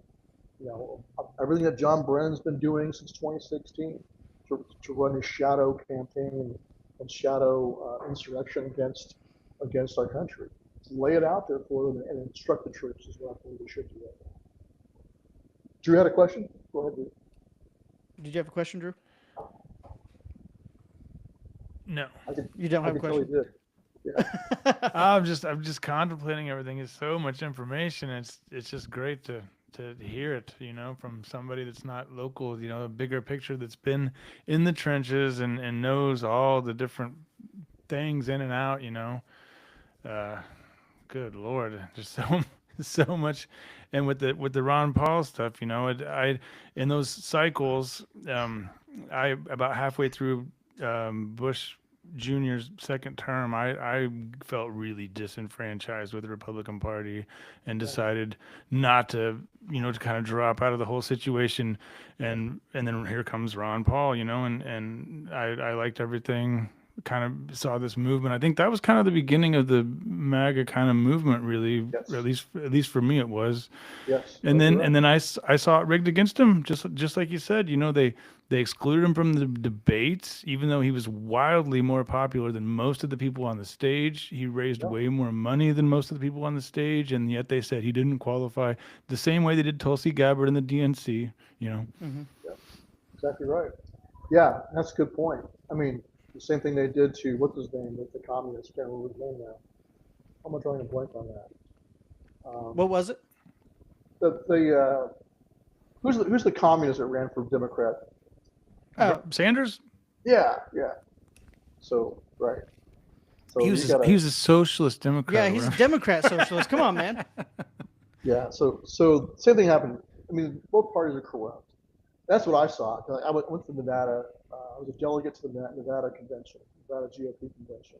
I was on the platform committee, and us Ron Paulers were far more organized than the John McCain people. They were spitting mad. And we were bringing in, like you said, this was the beginning, really the beginning of the MAGA movement. We had a ton of former Democrats that crossed over and became Republicans to vote for Ron Paul because he was sincerely anti-war, sincerely anti-Wall Street, against corruption, against the Federal Reserve. So he got a groundswell of both independents and Democrats who joined the Republican Party for Ron Paul. And you would think that all this new blood coming in the Republican Party would be welcome. But oh no, the John McCain people hated us. I'm talking about down to the local level in Clark County, Nevada. So at the convention, this is one example of what they did. We were going to sweep all the delegates. We're going to win the vast majority of the delegates. And then they decided to shut down the convention. The state chair gets up there and smacks the gavel and says, "Oh, we're out of time. We can't use this room any longer. We have to adjourn and reconvene at a later date." We're like, "What are you talking about? We're at a 24-hour casino in Reno." Yeah. So we ran down to the front. we don't run out of time. No, yeah, we ran to the front desk. We're like, "Hey, man, can we have this room a little bit longer?" And they're like, "Sure, that's no problem." But by the time we got back, all the John McCain people fled the building to deny us a quorum to continue. That's what they did. Isn't that dirty? And that's still happening totally in state politics. I'm a Republican committeeman here in the county, and we're seeing just the establishment swamp creatures sitting in there wanting nothing to change, and they just don't show up. And then there is no recourse, no action for when they don't show up. I mean, they just don't. Nothing ever happens because they don't. Most of the voters around here don't even know that there's a committee, a central committee, denying you a quorum. So Absolutely. I mean, so the good news is, it's like Drew was saying, that was the beginning of the MAGA movement. It really was. But the bad news is because it was focused on one man's campaign, and that campaign ended, most of those folks went back into the woodwork, and then after that they were black-pilled on the Republican Party. It's like Drew got same thing. I did the same thing, right? We became black-pilled, became like just really disillusioned with it. We just bowed out of politics until Trump came along. And so Trump, That's right. That's why, I respect President Trump for his resiliency and his perseverance. But lately, he's been been cutting his own throat. Yeah. He has been destroying his own movement by It's- basically telling the rank and file that MAGA is whatever I say it is. Yeah, no, No, it's not true. No. MAGA's been here before Trump, and it'll be here after Trump. And Yeah. all we want is America first. And I know that's become a heated, a heated word, and by no means I'm not associated with that guy, but that's what we want. Hey, We I'm want America first. Tell you what, America first is not even what Nick Fuentes says either. No, America it's first. not. He started with Barry Goldwater. That was the first wave, I think. And then into Ronald Reagan, and Reagan got a lot of crossover Democrats, independents also. And then you had the Ron Paul movement. Then you had the Tea Party movement. It's all the same people. Before Nick Fuentes was even born, there was America First movement. So it's just the same. What it really means is being a patriotic American, loyal to our country, period. And that groundswell has been there from the beginning. And it's just been waiting for a leader. That's the thing. Well, it's I look at it like this. Needs a face. No, it doesn't actually. I disagree with that. It doesn't. That's the problem. Is that when you make the face one man, like Ron Paul was the face from the Ron Paul campaign, then his campaign ended. What happened to the movement? It died. Yeah, it petered out. If Trump is the face and he cuts his own throat by alienating his own base, then what happens to the movement? It dies. That's You true. make Nick really Fuentes smart. the face. Good God, don't do that. Yeah. Agreed. He's intelligent, but He's an too much. immature. He's an immature punk, frankly. He's going to tell you straight up. He's looking for the heated moments, the clickbait. He's a product of his time. He's an edgelord, like Alex Jones will call him. He's an edgelord. Every now edgelord. and then he'll say something that's correct, But what's his real goal? Himself. That and division, it seems. Yeah. I mean, we can't divide this movement. There are bigger problems than these little piddly things that we're fighting over. I mean, there's more to unify us than there is to divide us. And if we're going to get anywhere or gain any ground, we have to be unified. It doesn't mean we can't fight over the small things or the smaller things. But the movement comes first before the personality. Last thing you should do is like you said. I mean, it's a mistake to say we need a face for it. We need to understand what our goal is, and then we need to strive to that goal. And whoever wants to help us, great. Those who can be good leaders, great. But if you're not, it's not just about you. Any of us. Not about me, not about you, not about President Trump. Not about Nick Fuentes, anybody else. All they are, hopefully, is patriots that are working hard towards the end goal. So yes, you'll need your battlefield commanders. You'll need your George Washingtons. You'll need your Nathaniel Greens. And some of General Washington's most capable, think about Americans. But some of his most capable generals that had no prior military experience. Yeah. Henry Knox, Nathaniel Greene to be these two great examples. Brilliant commanders, but they were not prior military. So in the crisis comes, then step forward, and the right men will hopefully, God will provide, and the right men will come forward.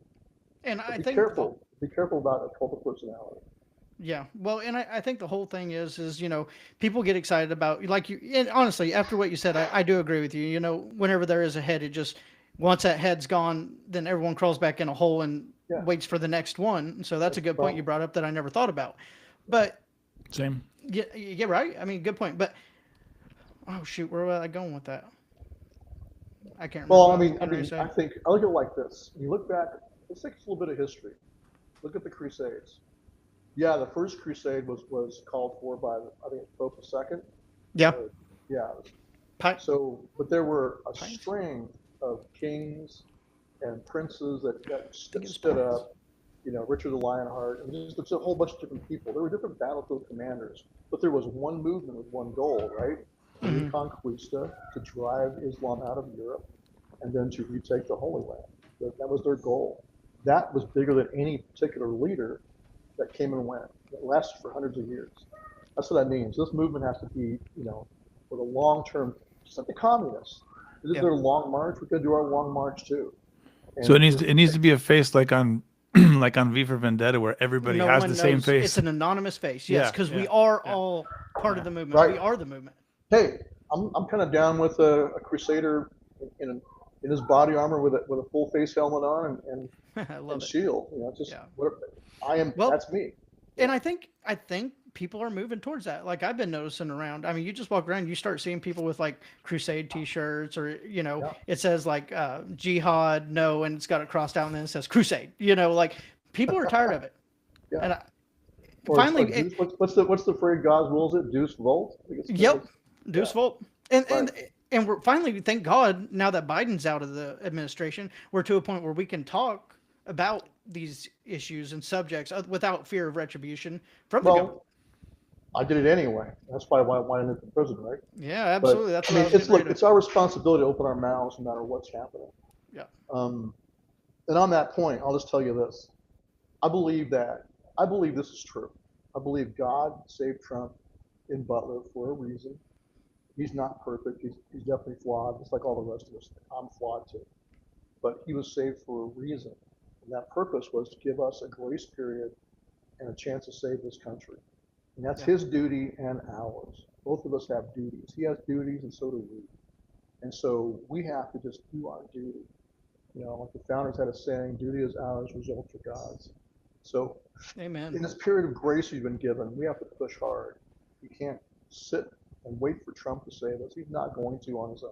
No. Now we And we can can't be prompt fearful. him. We can push him to do his job. So our responsibility is to push him to do his job, but also to do our job too. Yeah. Well, and we can't be fearful. Even when we're talking about the hot button topics, we can't be fearful. We've No. got to stand by our laurels and our morals, and we got to do what we're called for. Yeah, And that's why I'm saying what I'm saying about a crusade. I mean, this yeah. is just, you know, you're not going to save this country through politics as usual. It's not going to happen. Well, I mean, what's the politics. saying? Oh, go ahead. Evil succeeds when good men do nothing. Right, and certainly politics is part of it. I'm not trying to say become black-pilled and just abandon all politics. That's a mistake too. The founders, look at the founders' track record. What they do first, they took over local town and county government. Mm-hmm. That's what they did. They had town hall meeting after town hall meeting, and the people took over in their local communities. So much so that General Gage, when he landed in Massachusetts, first thing he did is he banned all town hall meetings with an edict from the king. He thought that would end it. Only he could ban these pesky town hall meetings. Well, guess what happened? Within Boston itself, that was successful, but out right across the harbor, they were kept on holding town hall meetings, like in Salem. Did it right under his nose. He couldn't do anything about it. Now, why? Because when they held the town hall meeting, it was surrounded by thousands of militiamen who were well armed and ready, and so Gage couldn't do crap about that. He was what's the right word? He was impotent Yeah. to actually enforce the king's edicts throughout Well, all and, of Massachusetts. and that's another thing. We've got to go back to the Constitution and what it truly says. Our Second Amendment right is not for deer hunting. It is not for squirrel hunting. It is to protect ourselves against tyranny. Well, it's to fill the vacuum. Yeah. In our Constitution, Article 1, Section 8, it says Congress has one of the enumerated powers of Congress is to provide for calling forth the militia, and it has three purposes listed. Congress has the power to provide for calling forth the militia for three reasons. So I'm going to ask you both what they are. Both of you, Devin and Drew. You name the three reasons. That Congress can what? It says Congress has the power to provide for calling forth the militia to, and it lists three things. Oh, we got a little test on us. Yeah, put you on the spot. Provide for the common defense? Nope. No? That's close. What would that What are mean, they? though? Give me an example of that. Provide for the common defense? Yeah, what would be a good Well, example of that? This attack in D.C., if it was a bigger attack, then it would have been our countrymen's duty to stand up and take care of it. Okay, so repel invasion? How about that? Yep. So repel invasions is one of them. Okay. There's another one that's happening right now. Well, I don't know. I really don't. Suppress free speech? Suppress an insurrection. An insurrection, okay. Okay. And the last one is execute. I mean, my apologies putting you on the spot. No, I don't you're think good. anybody knows this. So it says I should know it. No, I'm glad you did, because now I need to go back and figure this out. Right. Burn it into the memory. Absolutely. So Congress has the power to provide for calling forth the militia, to repel invasions, to suppress insurrections, and to execute the laws of the Union. Okay. Okay. And then what Congress did is it passed a bunch of militia statutes from the very beginning of the country that fleshed out that organized the militia in this country. And from the very beginning, it's been every able-bodied male age 17 to 45 is defined to this day in federal statutes as the militia. Okay? And for us veterans, it goes until age 64. You can be called in the national service. Now, keep in mind, the founders at that time, there were already very robust state militias. That's who fought at Lexington Green, right? Who was a local town militia of Lexington and Concord. That's who fought. So they had a militia system already in the colonies. When they created the Constitution, most of your state, in fact, all your state constitutions also had a militia system as part of their constitutional structure. The men of the state, the able-bodied males of the state, were the militia. But when we created the Constitution, that's where they said, okay, we're going to provide for calling forth the militia into federal service for those three purposes: repel invasions, suppress insurrections, execute the laws of the Union. And then they delegated that decision making to the president. That's where it is right now. That's why President Trump has absolute authority to call forth the National Guard, for example. Any state National Guard can be called into federal service and deployed anywhere in the country for those three purposes, which is what's going on right now. Yeah. Are we facing an invasion? Of course we are. Facing an insurrection? Absolutely. And are we facing resistance to execution of the laws of the Union? Absolutely. That's why it's 100% constitutional and a lawful order when President Trump orders any National Guardsman into any state right now under these conditions. So, And well, shouldn't the state politicians be tried? I mean, if they sure. go against these orders. I mean, So let's here's- take Chicago and Well, so let's add to, that's a good point. So let's add to that. So that's the militia statute. Now, before we go on to the Insurrection Act, what I believe President Trump should also use, those militia statutes, federal militia statutes, define the militia as all able-bodied males 17 to 45, all veterans age 64. But then it takes the militia, which is all of us, and bifurcates it. The organized militia is what it says. The organized militia is the National Guard.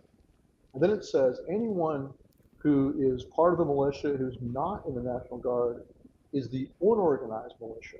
That's how it's defined as federal statutes. So we're all the militia, but some of us are organized as the National Guard, and the rest of us are called the unorganized militia.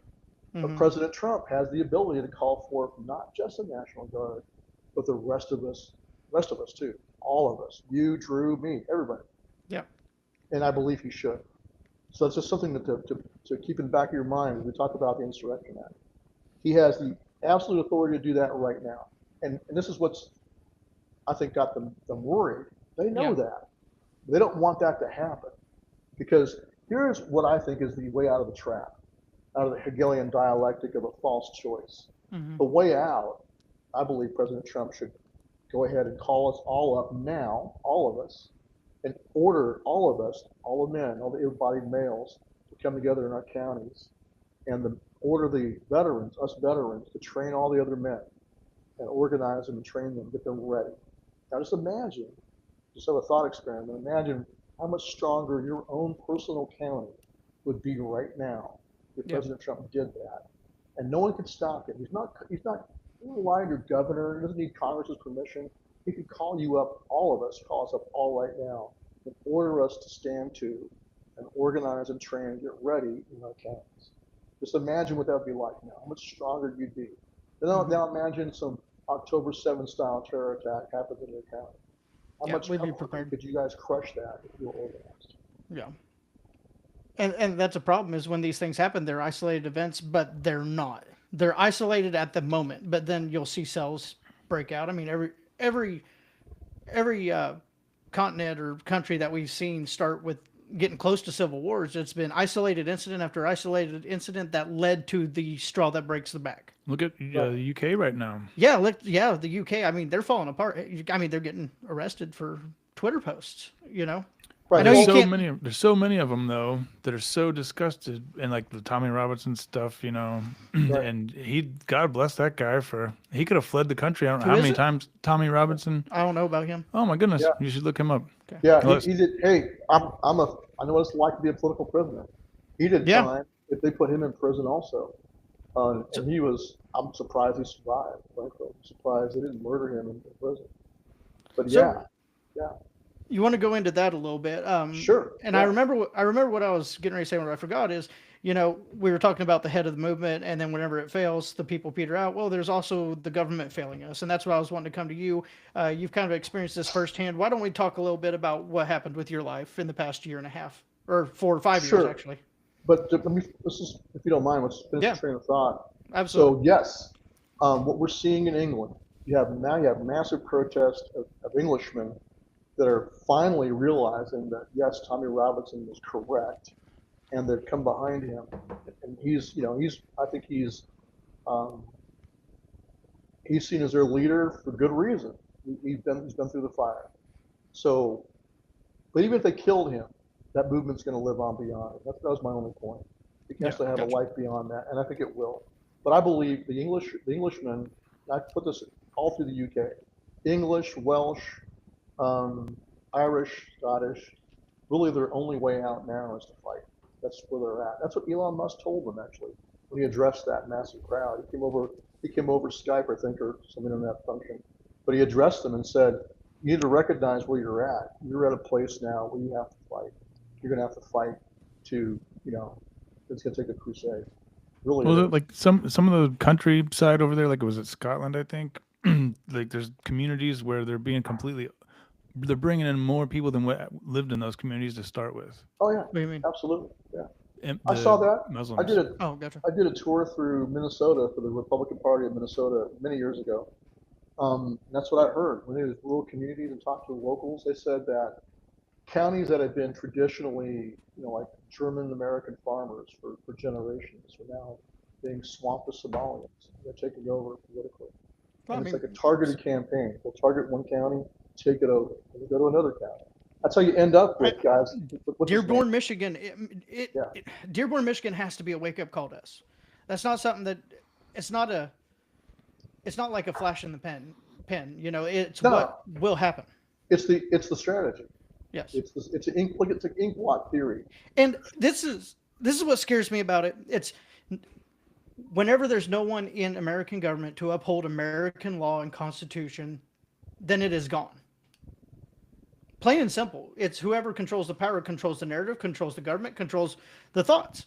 Just as you were Well, talking about, Stuart.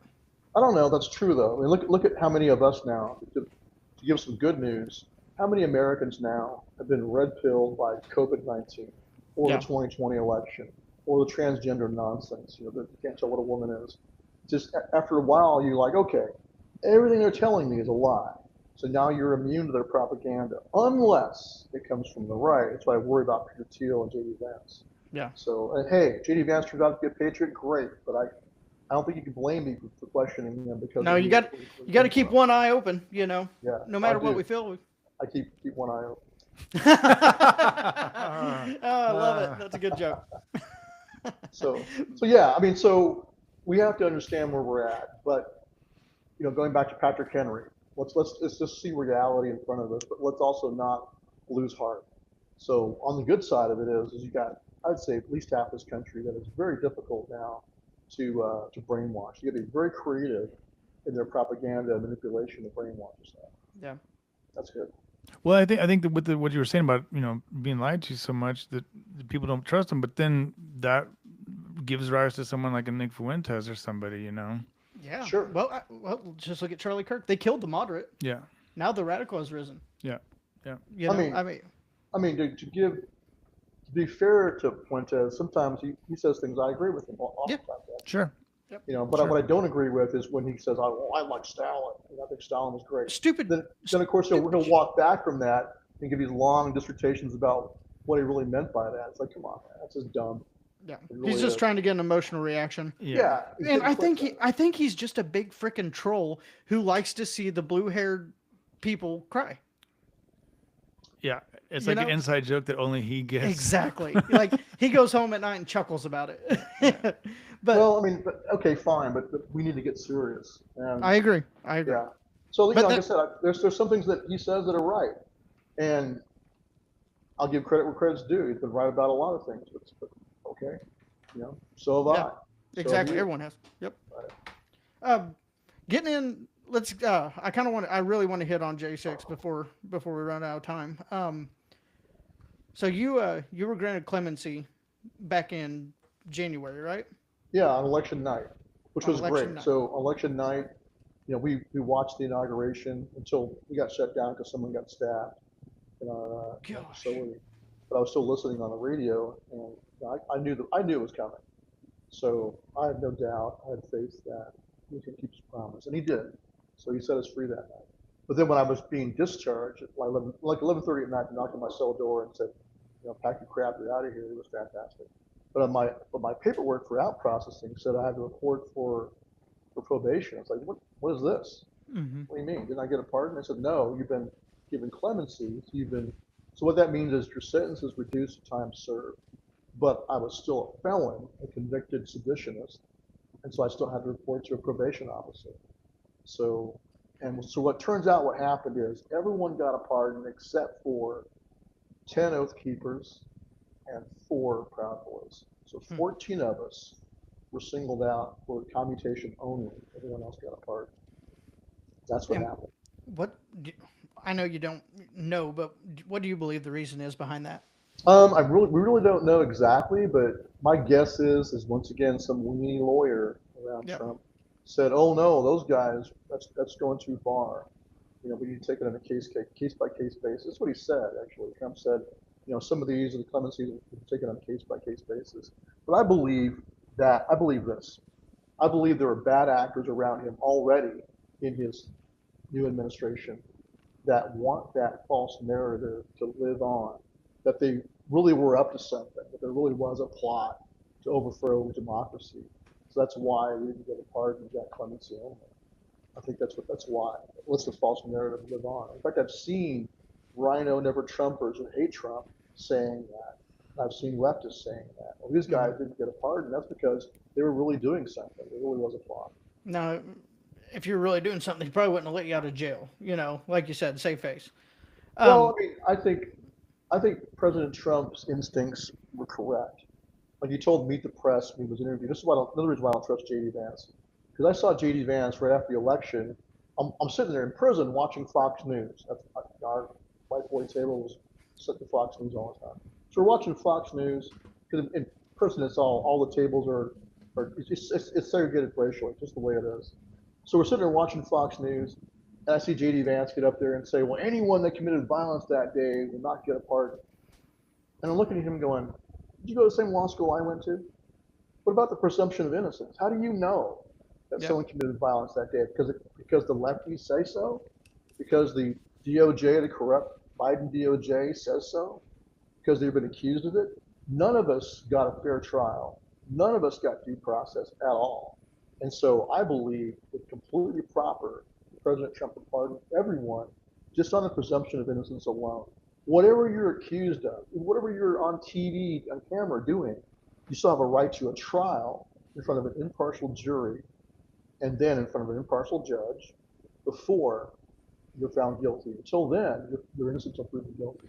Which Because I know none of it, us, it sounds bad, but an impartial judge, that's kind of an oxymoron moron in of especially in itself D.C., nowadays. same goes for Yep. impartial jury. In Yep. Washington, D.C., it was like being tried in the Soviet Union. All the judges were against us, and all the jurors were against us. You're not going to get a fair trial in Washington, D.C. It's just Yep. a foregone conclusion. It's not going to happen. That's why I said what I said.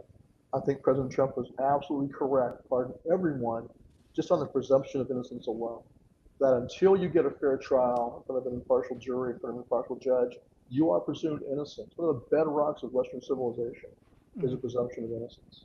So that's why when I saw J.D. Vance saying that, I was like, did you go to the same law school I went to? And he did. Doesn't he understand the presumption of Yeah. innocence?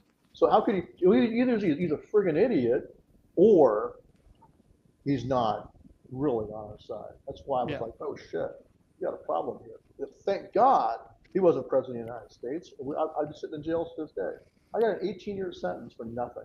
I didn't Yeah. go inside the Capitol, Well, didn't that's what fight I with was him. getting ready to ask you. On that day, did you go inside the Capitol? Did No, I you didn't. commit violence? No, did not. And but look at this. Even the oath keepers who went inside didn't commit violence either. They didn't do anything different than over 1,000 other Americans who wandered into the Mm-hmm. Capitol through doors opened by somebody else and wandered around, took selfies. Our guys went in, and first thing they did is did a prayer circle, and then they actually helped the cop. That's one thing that's different. One thing the Oath Keepers did inside that's different than other people that went in there is they actually helped de-escalate a potentially deadly situation. You had a police officer, Harry Dunn, a big 6'5" black police officer who had his M4 rifle in his hand, was hyperventilating and obviously called condition black, just like not ready to pull the trigger, yelling Yeah. at these Trump supporters. He's on camera and on audio, screaming and yelling at people. He's going to kill them all and take them all with him. And so our guy saw that. He was standing at the top of the staircase in front of Pelosi's office. Of course, Pelosi's long gone by then. Oh yeah. And our guy saw him yelling and screaming at some Trump supporters in front of him and pointing his rifle at them. And they got in between and de-escalated it. They put their backs to Harry Dunn, put their hands out towards the Trump supporters, and calmed everyone down. And They won't show that on the news, will they? No, they won't. And I believe they helped to prevent a tragedy. I think Harry Dunn was not ready to pull the trigger. Not because he was ever really in any danger for these Trump supporters, but because in his head, probably a radicalized Black Lives Matter Kool-Aid drinker, in his head, he thought he was facing down a bunch of Nazis who were going to kill him because he's black. Yeah. He was believing the Kool-Aid. Well, and then there's a lot of talk about agent provocateurs on that day. What did you see? Well, so here's what we saw. We were there to do security that day, so everyone was clear on that. We were there to do security for 2 permitted events on Capitol grounds, 2 protest rallies that had permits drawn. One was for Latinos for Trump, about a block north of the Capitol building. The other one was for Ali Alexander's event that was supposed to take place right outside the East Side doors. Those were permitted rallies on the Capitol grounds. That's why we were there. And we done the exact same thing in November and December. We were there for permitted events, and also we would give a general escort, security escort to any Trump supporter who felt threatened by Antifa. So if they were elderly, disabled, families with kids, anyone that was vulnerable, that's what Antifa likes to attack.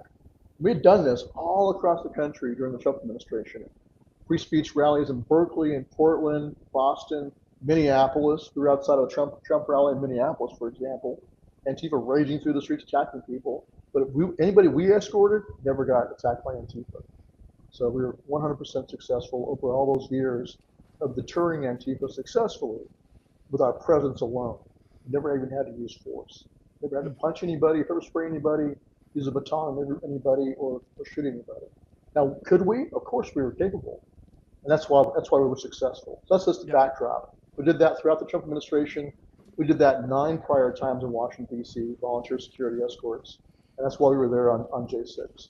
But what we saw in November and December, we saw groups of Antifa who were dressed like Trump supporters trying to masquerade themselves, but they were pretty easy to spot. And then they'd be surrounded by Trump supporters, and they'd get heckled, and then they start cussing. They have no discipline. So they start cussing and yelling at Trump supporters. They reveal themselves to be Antifa. So we knew that was a strategy of theirs to hide themselves and try to dress like Trump supporters. So that's what we saw leading up to J6. On J6, because of where I was on the northeast side of the Capitol I was trying to locate my security team that I knew was going there for Ali Alexander's event. I wanted to keep them out of. I knew it was going on the west side because I'd seen video clips online. I couldn't see the fighting directly. There was just a huge crowd down there. But I saw some video clips, and I want to keep my guys out of that trouble. So I was standing on the northeast corner, so I wasn't on the west side. We didn't directly witness what happened there. But later, I saw the video, and yes, our defense lawyers, like Brad Geyer, for example, who was the really good lawyer for one of my co-defendants, Kenny Harrelson.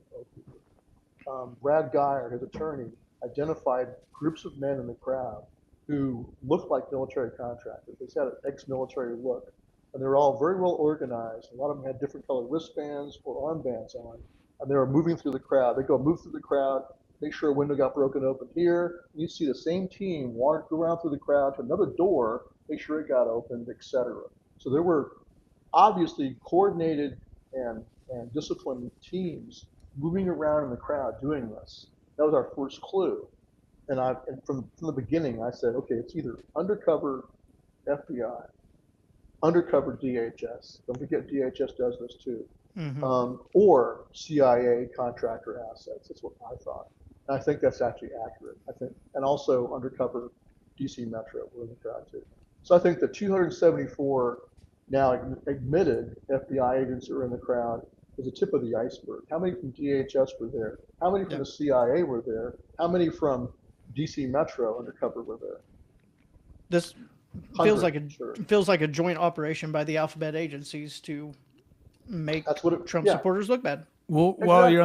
while you're on that subject, you're talking about Kash Patel and those. Whenever he came in early on, well, he's still early on, but when he came in, he presumably knew everything, and they just now came out with the Capitol Police pipe bomber. What's it? Right. So that's now in question about whether they got the right person, but I'm not surprised. I think it's likely true that the Capitol Police and other agencies were involved in the so-called pipe bomb plot.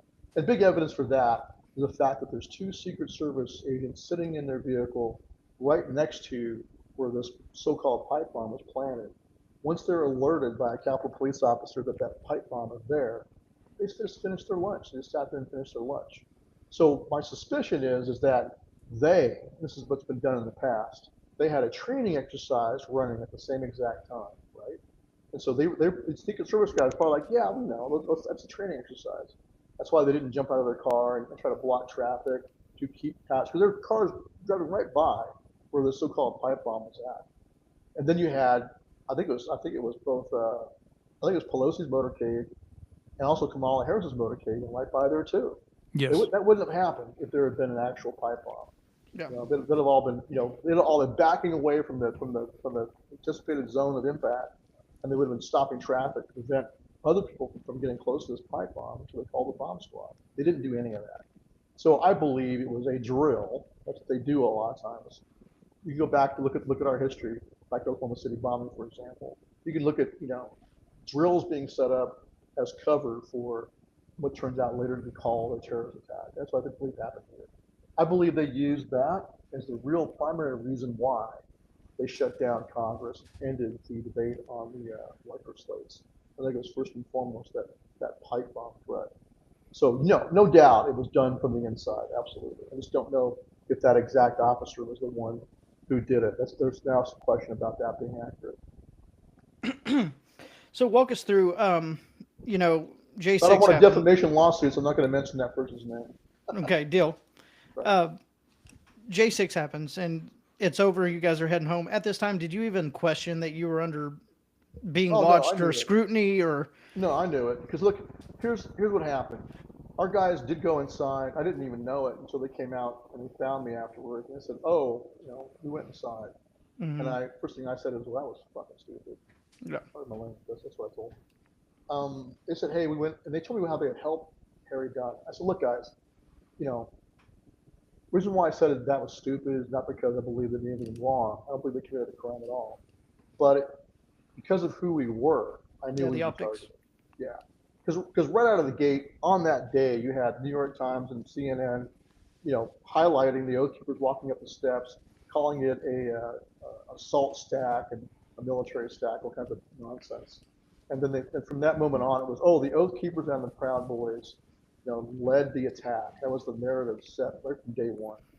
And that was the narrative set through our indictments. That was the narrative set in the J6 Select Committee, the Dog and Pony Show. And that's why only Oath Keepers or Proud Boys were charged with seditious conspiracy. Nobody else was charged with that, only us. Only members of those two groups. But that was the false narrative that they decided on early on. In history, has there been very many cases of seditious conspiracy being charged on an American? Sure. So the seditious conspiracy statute got its start during the Civil War. And what happened is that the Lincoln administration, and Lincoln violated the Constitution many times, not just with habeas suspension, way beyond that. So, but one thing they did is they wanted to be able to go and arrest and prosecute Northerners who were speaking out against the war. They didn't want to have to try them for treason because the treason clause mandates 2 witnesses to the same overt act or confession in open court, and it defines treason as making war against the United States or aiding its enemies. That's the definition for treason. It's a tougher hurdle. So what they did, they passed the seditious conspiracy statute that has no act element. Doesn't require you to be taking any action towards furtherance of the so-called conspiracy. It just says if you find that two or more persons agreed to resist with force the authority of the United States, you may find them guilty of seditious conspiracy. It doesn't require them to do any overt act. That's why they did it. They wrote that way to get around the treason clause, make it easier to persecute Northerners who are speaking out against the war. So that statute has been there since the Civil War, but it was only used. It was used against the jihadis trying to blow up the World Trade Center the first time. It was used against them in New York. Yeah. And I think it was used a couple other times against other terrorists. But it's the first time it was used against the political right, as far as I know, which was in our trials. Yeah. But it's a messed up statute. Like I said, it has no act element. It has no shelter for free speech. So, for example, say you two, Devin and Drew, are sitting around with beers one night, drinking beers. You're like, man, if they ever try to ban our guns and come from my guns, I'm going to give them my guns bullets first. And then Drew says, yeah, man, I'm with you on that. Guess what? You just entered a conspiracy together, an agreement to resist with force the authority of the United States. Now you can say that's free speech, and it actually is, but they don't care about free speech. Yeah. So even though you're talking about a hypothetical future sometime, not something imminent, you're not saying, hey, let's go and blow up or go shoot X, Y, or Z. You're talking about if this happens someday. In that statute, there's no shelter for free speech. Well, I think it's unconstitutional. I really do. Definitely. So walk us through, you go to trial. So at our trial, the only evidence they used against us was our free speech. And then you were found guilty for you said 18 years? So I was found guilty by a DC jury. You have an anti-gun DC jury. The jurors, almost all of them, admitted they had been to the pink pussy hat protest when Trump was first elected. They had been to multiple anti-gun protests, the March for Our Lives, led by what's that guy's name, Hoggs? Yeah, David Hoggs. Yeah. David Hoggs, right. So they've been to that one. They've been to multiple Black Lives Matter protests, including the Black Lives Matter riot that outside the White House. You guys remember that, right? May 31st, 2020. They attacked the White House so violently that the first family, President Trump and his family, were evacuated into the bunker under the White House. I remember 2016, they burnt New York. There was a mob headed to Trump Tower. Yeah. So you set a limo on fire or something, I think. Oh yeah, and then you take the Tesla bombings. I know we're getting off subject, but take the Tesla bombings, take this happening, and take Charlie Kirk getting shot. I mean, seditious conspiracy. You're right. I know. That's what's ironic about it is that they can try to burn. And in fact, what's really funny is that, or sad, but I was in solitary confinement the day of my arrest. I got arrested a year after J6, January 13, 2022. They finally arrested me. And the reason why is because I didn't go inside. The guys that went inside, they got arrested pretty quickly. They had to wait until they coerced a couple of oath keepers into taking a plea deal, pleading guilty to seditious conspiracy, and then saying in a statement of facts that yes, Stewart Rhodes planned since November of 2020 to attack the Capitol. That's what they got these guys to confess. Steamrolled. Yeah. So that's when they arrested me. So, but I was held in solitary from day one. My co-defendants also already been in solitary. And the whole point of keeping us in solitary confinement is try to break our will and to coerce us into false confessions. That was their whole goal. So one way to look at J6, I think the best way to look at it is they realize this is a righteous protest against a stolen, illegal, unconstitutional election. We were there for a good reason because this election was being stolen. A coup was being perpetrated against the American people. They saw that and saw the pattern. That, they're going to march from down by the ellipse up to the Capitol. They already knew there were permits pulled all around the Capitol for more events. The same exact thing happened in November and December. Rallies down by Freedom Plaza or down by the White House. Big, huge crowd marches to the Capitol, fills the Capitol grass, listen to additional speakers in front of the Supreme Court steps or elsewhere around the Capitol. That's the pattern they saw. I believe what they said, okay, how do we manipulate that pattern? Let's make sure they go inside. And that's what they did. And so you had people walking through doors opened by somebody else, Cops standing there ushering them in, walking through, taking selfies, singing songs, doing nothing violent, and walking back out. All of them accused of being insurrectionists. That's what they did. It was Well, like a Pied Piper trap, well, basically. when you look at the news, I remember watching it. What do we see? We see the QAnon shaman standing on top of congressional desk with a big old flag. I mean, that's what was portrayed to the American people. Right. So, but I mean, as Tucker Carlson, that's why Tucker Carlson was fired. Yeah. The QAnon shaman, because he looked like a nut the way he was dressed, Yep. was paraded around, and he's one of the poster boys. So out of the gate, it was the Proud Boys, the Oath Keepers. They showed a lot of video footage of us doing nothing but walking up steps and then saying, "Oh, here's the assault stack," and then the Proud Boys were showing, "Here's the leaders of the insurrection," and then they would show the QAnon shaman. They would accuse him of being almost. You look at almost any of these indictments, they would claim that person was the leader or one of the leaders, over and over and over again. So the grand jury, which is fed a bunch Yeah. of crap from the prosecutor, they'll believe anything. You All can they indict a saw, ham sandwich with a grand jury. oh yeah, that's the old saying: a grand jury will indict a ham sandwich. Why? Because the only person they hear from is the prosecutor, and this is the dark side of our political system, our legal system. Prosecutors lie routinely to grand juries, and they get away with it. The judges never charge them with perjury. They just lie their asses off to the grand jury to get the indictment. This is why most Americans, most normie Americans, have no idea how far from liberty you already are in right now. Yeah. Any one of you can be accused of almost anything by a prosecutor, and you'll be indicted. And then now you're on the conveyor belt to a prison cell. And now you go hire some expensive lawyer if you can afford one, and all he's going to do is probably recommend that you take a plea deal. That's his job, as he sees it, just to coerce you or convince you to take a deal. Yeah. And so you're being Scared. threatened. Say it could be worse. Well, sure. What's that? I said they want you to believe it can be worse. Take the deal. Well, That sure. way, What they don't they'll have to tell go you. through all the footwork. I mean, something like that President Trump said. He did an interview with Meet the Press. He said, because he was being asked about why he just want to pardon all these people. He said, "Well, I know the system. It's a nasty system. A guy, because he does know it now, the news on him. A guy's told you can take a deal for 2 years, plead guilty, you get 2 years in prison, or go to trial and you get 30 years. The success rate is 98% federal trials. Yeah. So of course the guy takes the deal. So President Trump understands that. That's why he gets it. Why can JD Vance didn't get it? I don't get it. Yeah. Blows my mind. So, but anyway, so you're not going to get a fair trial in Washington D.C. But myself and my co-defendants, we refused to take any kind of deal because we're refused to participate in the lie. When you agree, I don't blame guys that pled guilty, like assaulting a police officer, because they're facing 30 years in prison. But when you're charged with seditious conspiracy, that's a different class. I look at it like being a POW. I'm not going to aid the enemy.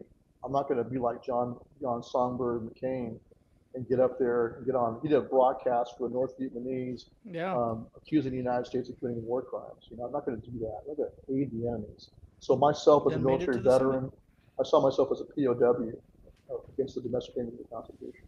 So myself and my co-defendants, we refused to take any deals. My co-defendants deserve a lot of props for their integrity. They were told they could go home.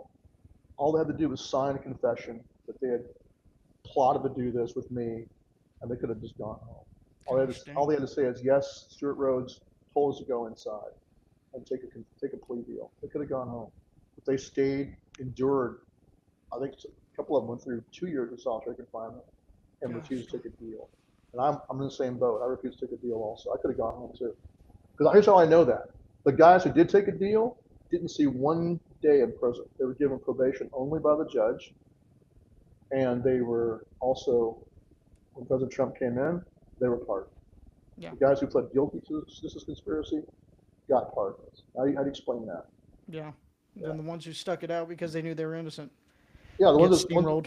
that refused to do that, refused to go along with it, we got punished for being honest, truthful. Wow. Just the way it Wild is. story, my friend. Just absolutely crazy. So the take home for most Americans should be this. I believe our legal system is already corrupt, probably beyond repair, but now it's both corrupt and politicized. Yeah. And this is why I'm so frustrated with Pam Bondi and Kash Patel and all the rest of them in the DOJ and FBI. They are not purging the FBI of all the agents who persecuted us. They're not purging the DOJ of all the prosecutors who tormented us. And without that, the deep state will not be defeated. We must purge them all out. You know, he ran on it. We expected it, and Still hasn't do. happened yet. Well, So it needs to. it does, and Yeah. I think it's going to have to come from the base. The base is going to have to remind Trump who put him in office and why. Yeah, that's exactly right. So I believe my advice to all of you, or my call to action to all of you, is to pressure him to actually drain the swamp. That means purging out, and not just the DOJ and the FBI and DHS, CIA, but also the U.S. military. I mean, it's now coming out, I think it's beyond a doubt. I'd say at least half the officers in the U.S. military are no longer loyal to this Constitution. They've been co-opted by the establishment or by the left, and they need to be purged out. So Yeah. Pete And then you Hegseth has got to go chop heads inside the DOJ too. Well, and then you got congressmen and senators sitting there telling the military personnel to disobey the orders of the commander in chief. Sure, and they're You doing know, that. this is a game. This is a game being played at several different levels. And I believe their actual target for that is not the rank and file. Rank and file are almost overwhelmingly conservative and patriotic. I think their actual Absolutely. audience for that is just a dog whistle to the officers to, hey, don't worry about it. Go ahead and resist his orders and we'll cover for you. I think that's the real intended target is all the generals and colonels inside the military who are being co-opted by the establishment. But these congressmen and senators, it's almost they're above the law. Rules for thee, but not for me. Because if you or I would go up to the military or the police and be like, "You do not listen to orders," we'd be arrested. But they sit up there Well, in their I high mean, chairs with the immunity of the office. well, I'll Willing, go back to my initial point I made. Is they're smart enough not to say, hey, if you're ordered to take any action against Venezuela, you need to refuse those orders. Those orders are unlawful. They don't do that. What they say is you have the right and the duty to refuse unlawful orders, which is just a fact. yeah, That's no, true. yeah, yep, So they're being very clever. That's why I think it's a mistake for Trump to then try to indict them for that because they'll end up prevailing in court. yeah. I think it's better for him to use that. What man means for evil, God will use for good. So take that and say, Amen. yes, let's talk about your oath. What's the oath you swore? Support and To defend the defend the Constitution. enemy against all, or defend our country against all enemies, foreign and domestic. To defend the Constitution. I said defend the enemy. Holy crap! Do not. Defend the Constitution against all Yeah. enemies, foreign and domestic. Right. And then, of course, for enlisted men, it also says to obey the orders of the President of the United States and the officers appointed Yep. over you. Obviously, though, those orders must be lawful. And there's a presumption in the military that orders are lawful. And the only way to overcome that presumption is when the order is so blatantly unlawful that you can't deny it's unlawful. Like you're being ordered to shoot women and children, for example. Yeah. So like when I went in back in the 80s, I served as a paratrooper in the 80s. It was My Lai that they used. My Lai massacre was used as their example of unlawful orders. Now, after Abu Ghraib in Iraq, they use that as an example of unlawful orders. So torture of prisoners. Yeah. Point being, though, is that the military should know that yes, if you have an order that's being given that's blatantly in violation of the laws of war, like to shoot and kill unarmed prisoners who've already surrendered, for example, or non-combatants like women and children, that order must be refused. You have a duty to follow lawful orders. If you refuse to follow lawful orders, you could end up in Leavenworth or Absolutely. you get put up against a wall and shot, right? Yep. But if you follow unlawful orders, you can also end up in Leavenworth, like happened in Central Valley. Yeah. So Yep. either way, you're on the hook. You have to decide whether or not the order you're being given is lawful or not. Now, usually, And I mean, it's very rare that an unlawful order is given. You know. right? That's what I'm saying. So it's not like the sky's not going to fall. Yeah. There's a presumption of lawfulness. So they're correct about that. That's why. But I think what President Trump should do is say, okay, let's talk about your oath. Let's talk about the oath to support and defend the Constitution against enemies, foreign and domestic. And then have Hegseth and Tulsi Gabbard stand right there with him to lay out, here is your oath responsibilities. And here are all the enemies of the Constitution, foreign and domestic. Communist China, George Soros and other international elites like him, the mass migration in the United States intentionally being done, that's part of their destruction in the United States. The domestic enemies are the communists inside the United States, communist left, all the BLM and Antifa, all the radicals. Just lay it all out and say, and they're in alliance with the jihadists and with Islam. Muslim Brotherhood and CARE are part of that. And so is Trendy Ottawa. So is all the cartels. They're all proxies for communist China, killing us with fentanyl. Just lay it all out for them and educate the troops. Here's the oath you swore. And by the way, and here's our enemies. And yeah, here's all our enemies. And here's my lawful authority under the militia statutes and under the Insurrection Act. We didn't even go into the Insurrection Act. The Insurrection Act adds to the militia statutes and says essentially whenever the President of the United States determines that the laws of the Union cannot be enforced through the normal course of the courts, sound familiar? Yep. Then he can invoke the Insurrection Act and use such of the militia, it's all of us again, or the armed forces to enforce federal laws. And it also says whenever any state or local government official either refuses to protect the rights of the American people under the Constitution or directly violates and impedes the securing of the rights of the American people, the president can also invoke the Insurrection Act for that. That's happening right now. Yeah. We're there. Yeah, we are there. Yeah. So he has full, that's what I mean. He should just take advantage of that, hold a long press conference, address it to the troops and to the American people, and have Hegseth and Tulsi Gabbard help him do it and flesh all this out and lay all the cards on the table. That'd be a fantastic win for him. And let them scream and yell. Don't indict the treasonous six. Just use their tactic against them. Yep. And he doesn't have to run again. They hate him. They tried to kill him. What's the holdup? Yeah. Once again, it's weenies. The Republican Party is the party of quislings, traitors, and cowards. Yeah. Which one is it? Sad to say. What's your pick? Sad to say, but you're right. Yeah. Marjorie Taylor Greene was an exception. Now she's gone because Trump, labeled her a traitor. She's nothing. She's as far from a traitor as you can get. And that's why I tell a lot of people, state to state, they need to be watching their local politicians because you can see the inner workings of DC played out in real time, just on a smaller level. Yeah. You go up to the Capitol in Jeff City, and man, the lobbyists are swarming like sharks. They are heading each which way, wherever they can get their dime sent, so they can get the vote that they need. So. Yep. The corruption. Political warfare. I see it. Well, it's corruption. I see it right here in Texas too.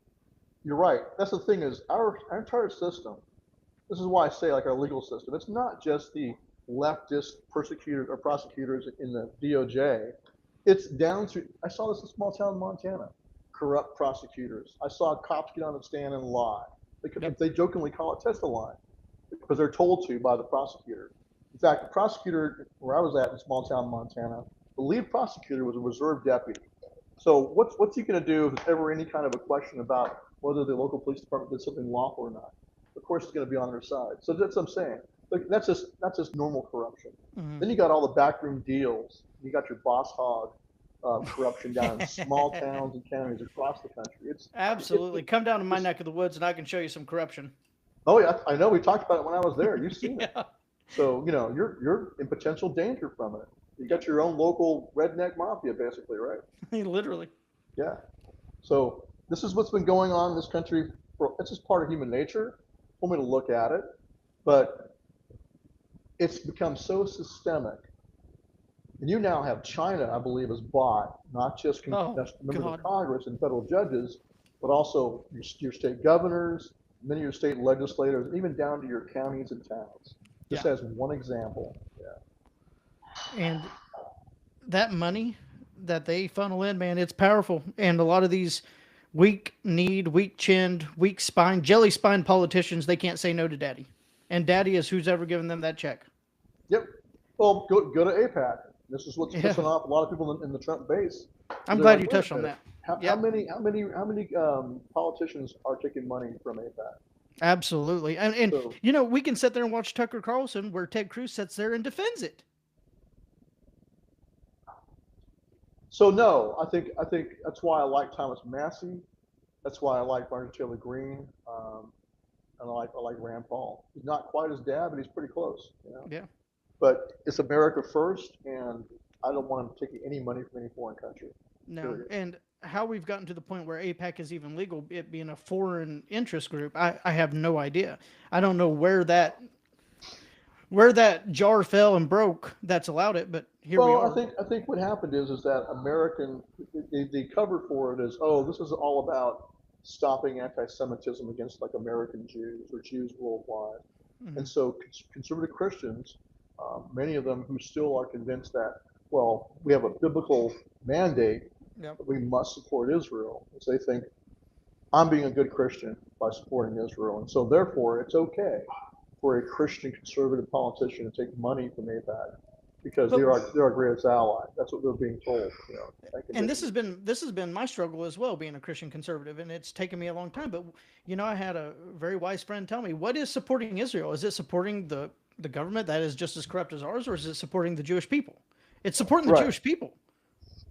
Right. And So two truths can be, there can be more than one truth at a time. That yes, we support the Jewish people, but yes, we also see problems within the Israeli government. well, so I'll say something about that. So in law school, a lot of my fellow students at Yale Law School were dual citizen Israeli and Americans. Now, almost all of them were atheists and also self-avowed communists, Hmm. but they were also dual citizen Israeli, and they're very loyal to Israel, not by religious grounds, but just cultural grounds. Yeah. So there's that. So a large part of the government of Israel is actually a bunch of atheists, don't believe in God at all, Yeah. and they're Use it just as a into cover. communists. Yeah, so they look at, I mean, I'm going to tell you, they look at American Christians as idiots. That, they love the fact that you'll support anything they want to do. Well, they don't even believe in God at all. They just think you're stupid idiots, frankly. Yeah. And then Well, you and got then your radical fundamentalist Zionists who are devout Jews, but they also hate Christians. They'll spit on Christians in Israel.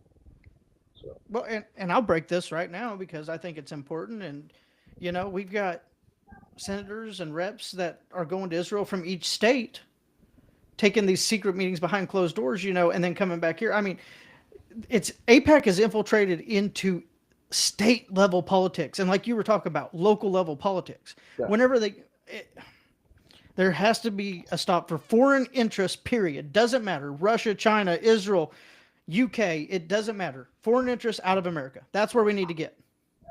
yeah, actual America first. Actual America first. Right. And, it just infuriates me that America first has become captured by some little edge lords, and now it's a bad thing. America first is good. Yeah. If it's truly America first, and that's what we are working towards, that's what you're working towards, that's what we all want. But we've got to be able to Right. put our big boy pants on, button them up, zip our trousers, and be willing to take the heat for saying it. Right. Now, I don't believe that every Jew is evil. Absolutely That's not. also nonsense. I know a lot of conservative, like in Texas, I've attended a Messianic synagogue. These are Christ-believing Christian Jews, and people that attend the synagogue because they like the culture of the synagogue. So these are people that are patriotic, Trump supporters, love this country, but they're Christians, Yeah. and their attitude towards Israel is they're trying to proselytize to the Jews and convince them to become Christians, that this really is the Messiah. So when they go to Israel, that's their goal. And they've told me that they have talked to some of the rabbis in Israel they talk to are actually closet Christians, that they really do believe Christ is the Messiah, but they're afraid to say it, and they're afraid to be killed in their own country. And that should be a wake-up call for Christians in this country, that in Israel, if you're a rabbi and you dare to profess Christ is the Messiah, you're in danger of being killed. So, and how's that any different than the time of Christ? It's not, Yeah. not any different, it's the same. So it's a mess. So I'm not going to jump into the Hitler fanboy No, club. absolutely not. Yeah. So, but I will say this, that the fact that you've got a large percentage of their people in that country are actually atheists and communists, that's a problem. Is that the Israel of the Bible? I don't think so. And Well, so, and that's what's bothering me about all this. What you just said is like America First. That's not Nick Fuentes. That's not what he wants. It's literally what it says, America First. We want to yeah, put American interests before everyone else. Maybe we should call it everyone else second. no, I think you should just call America First. That's been around for Yeah. a long time, actually. Yeah. It's not owned by any one particular personality. It's just, like we said before, we've all been pointing this out. That was the Tea Party movement. That was the Ron Paul movement. And before that, it was Reagan and then Barry Goldwater.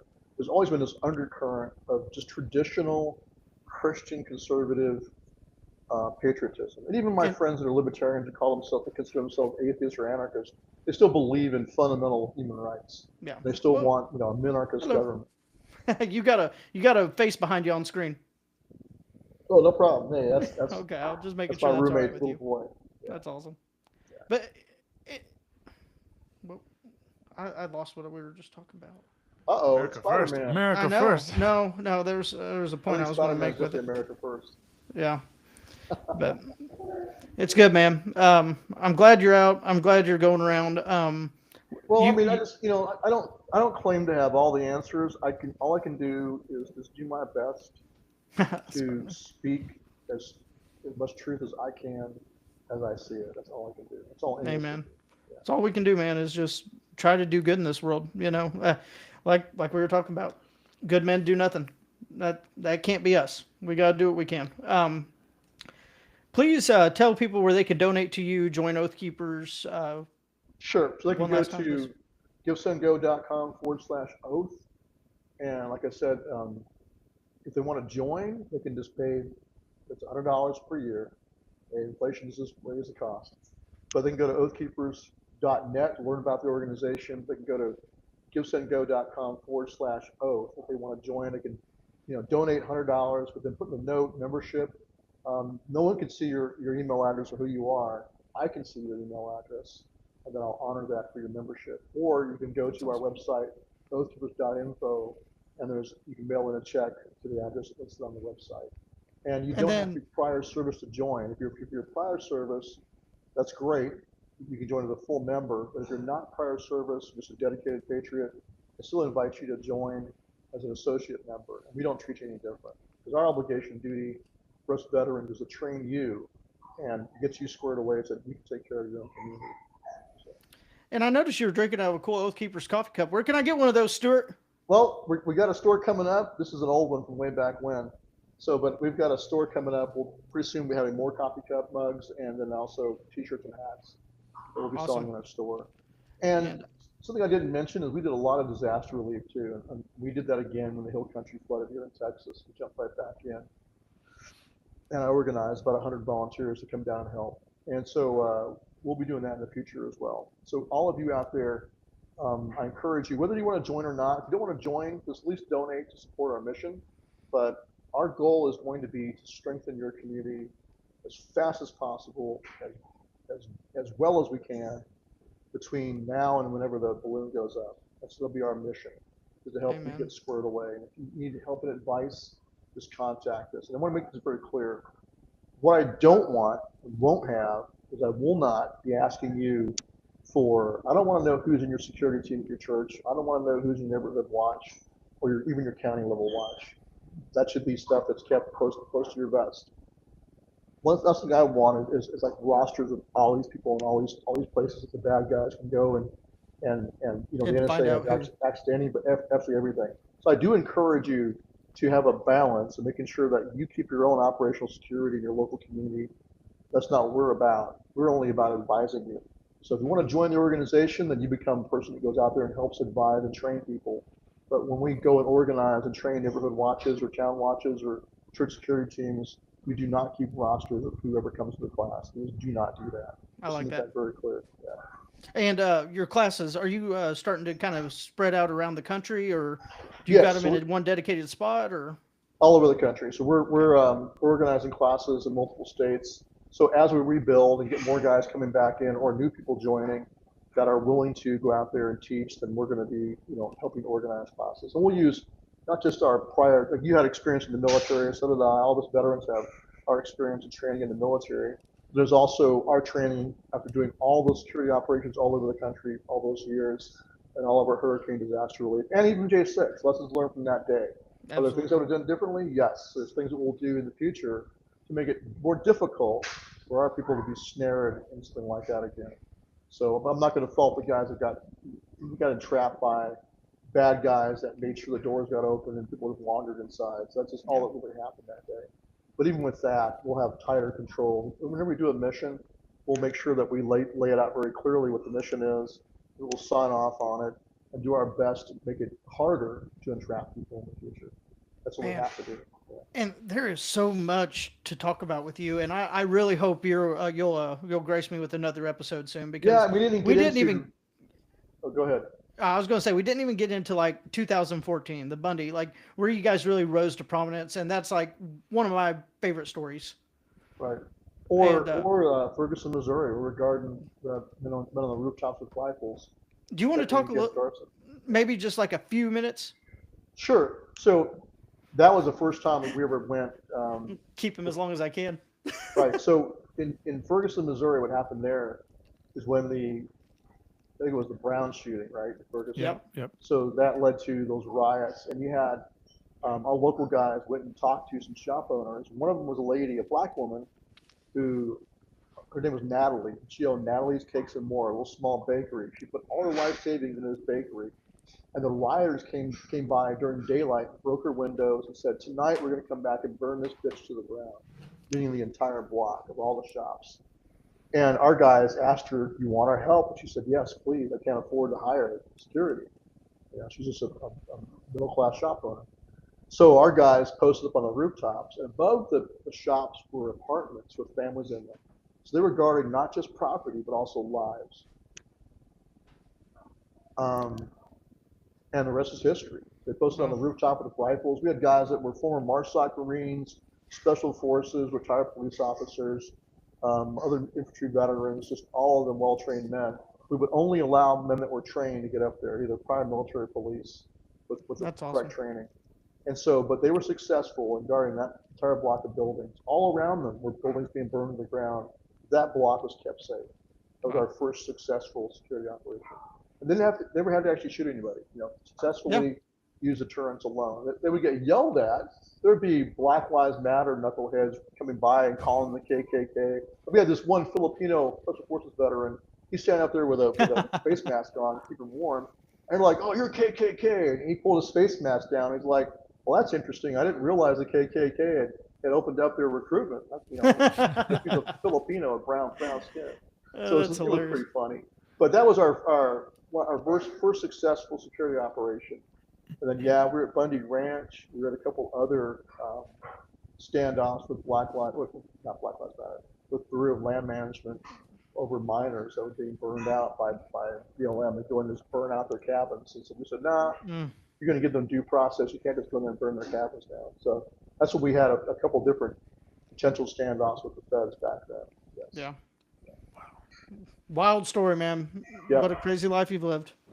Yeah, it's been Um, interesting. So going forward, I really believe that we need to push President Trump to do his duty, and then we need to focus with a laser focus on the terror threat that's coming.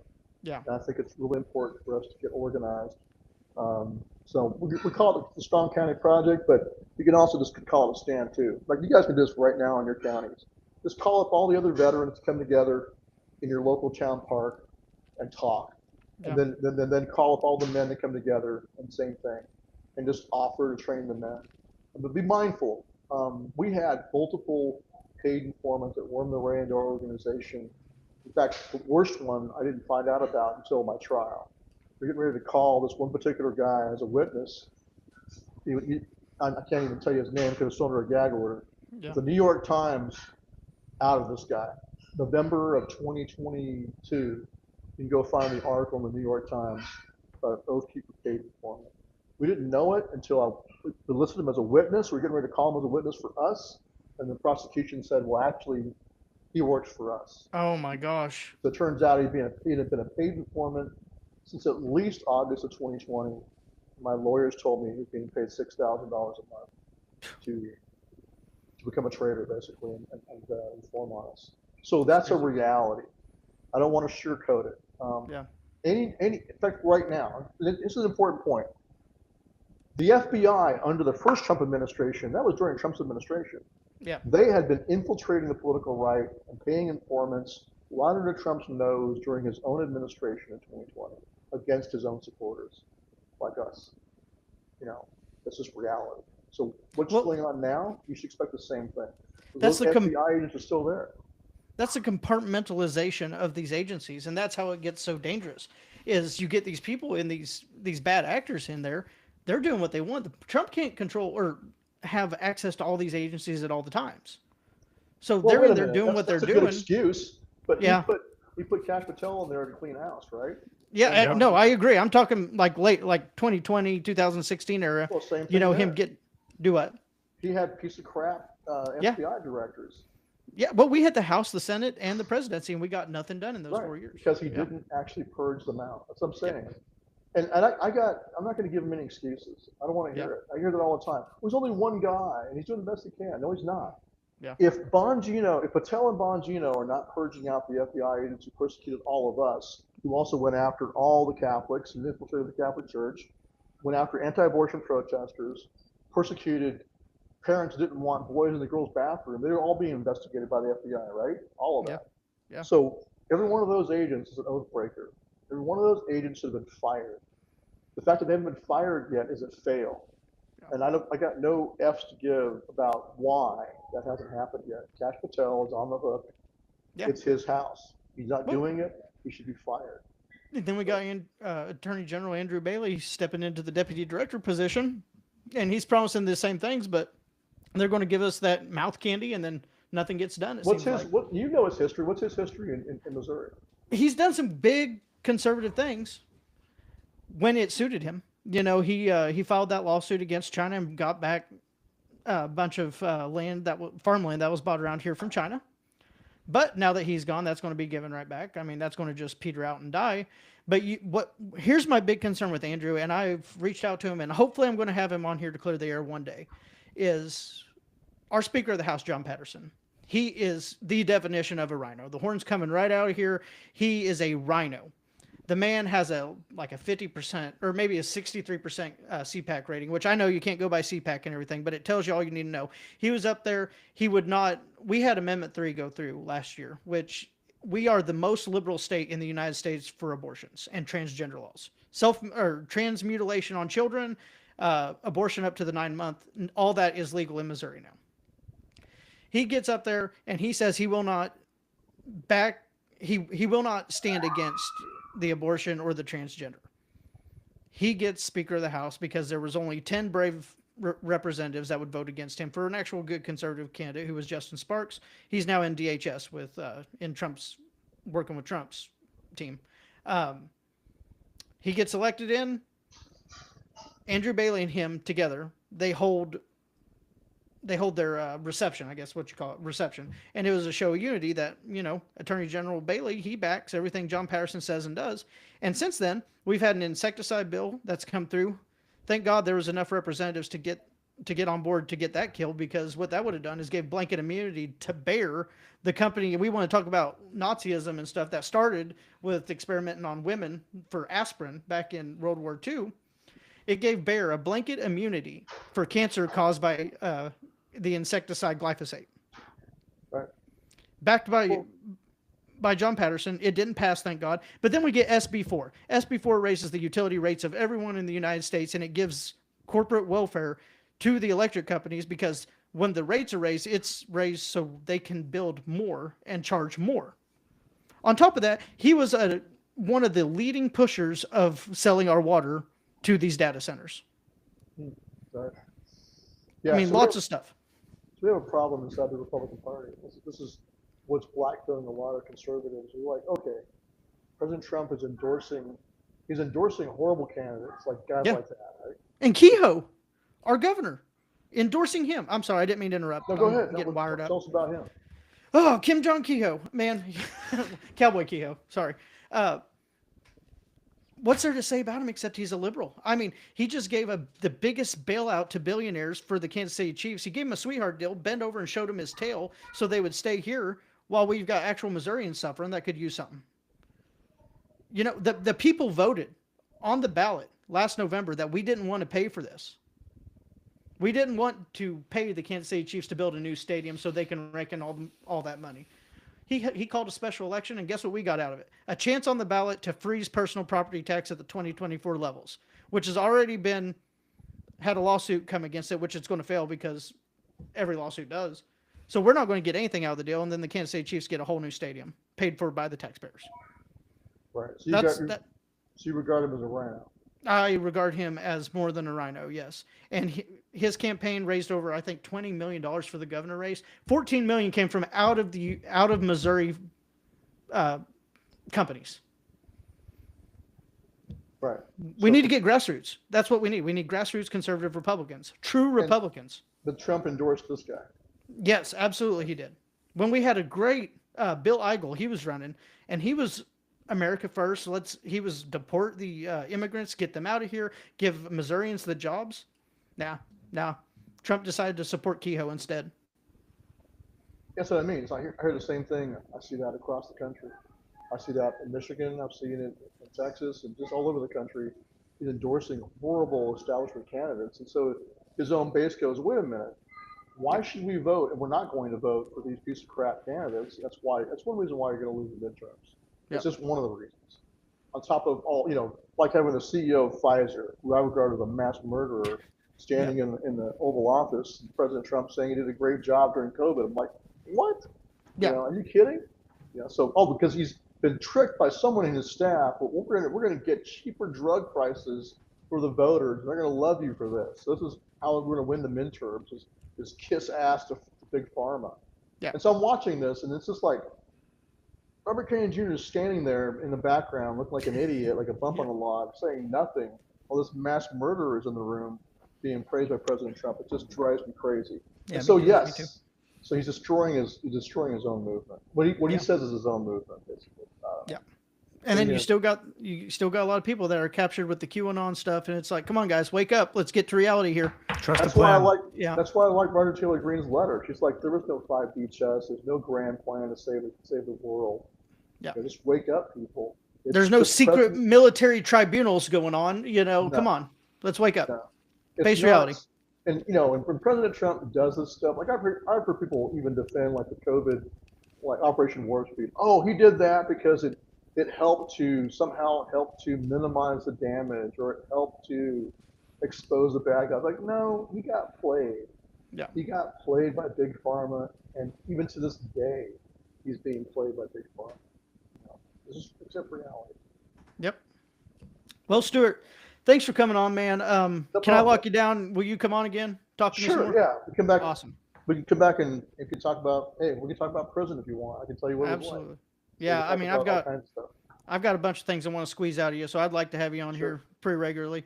But thank you for taking the time tonight. I really appreciate it. I know your time's valuable. This has been a great conversation. Hopefully it's woken people up to the problems in America, what you went through, what's going on within our government. Any final words you want to say, man? Just get ready, man. I mean, if you're a man, you're responsible to be a provider and a protector. And we all have to get back in shape, get yourself squared away, get your gear squared away. Like in the old days, scour your hatchet and your musket and get ready. Yep. And then get together think to yourself, who's on my buddy team? Like, who's the other guy I could count on that's within, close range of me and my home? And who's on your fire team and who's on your squad? Get that squared away now. Cut through all the bullshit and get ready to defend you and yours. Time for us Americans to take a little self-accountability and be ready for what's ever coming down the pipe. Especially us men. Yeah. Absolutely. Drew, anything else you want to say, man? Oh, it's been great, and keep on keeping on, man. Thank you. You too, brother. God bless you, Stewart. It was great talking to you. Drew's done a lot of stuff that's actually a big part of the solution, I think. And absolutely. Something we should talk about next time is what can be done local. Yeah. Yep. I agree. We'll touch on that next time. We'll get it scheduled up, and I look forward to talking to you again, man. All right. God bless you guys. Take care. God bless. Bless you. All right, guys, that was Stewart Rhodes. Hope you guys learned a lot. We're going to take a short break. Then we're going to come back and talk just a little bit about Shannon County. Cheers, guys. We good? Thanks, guys. Appreciate you.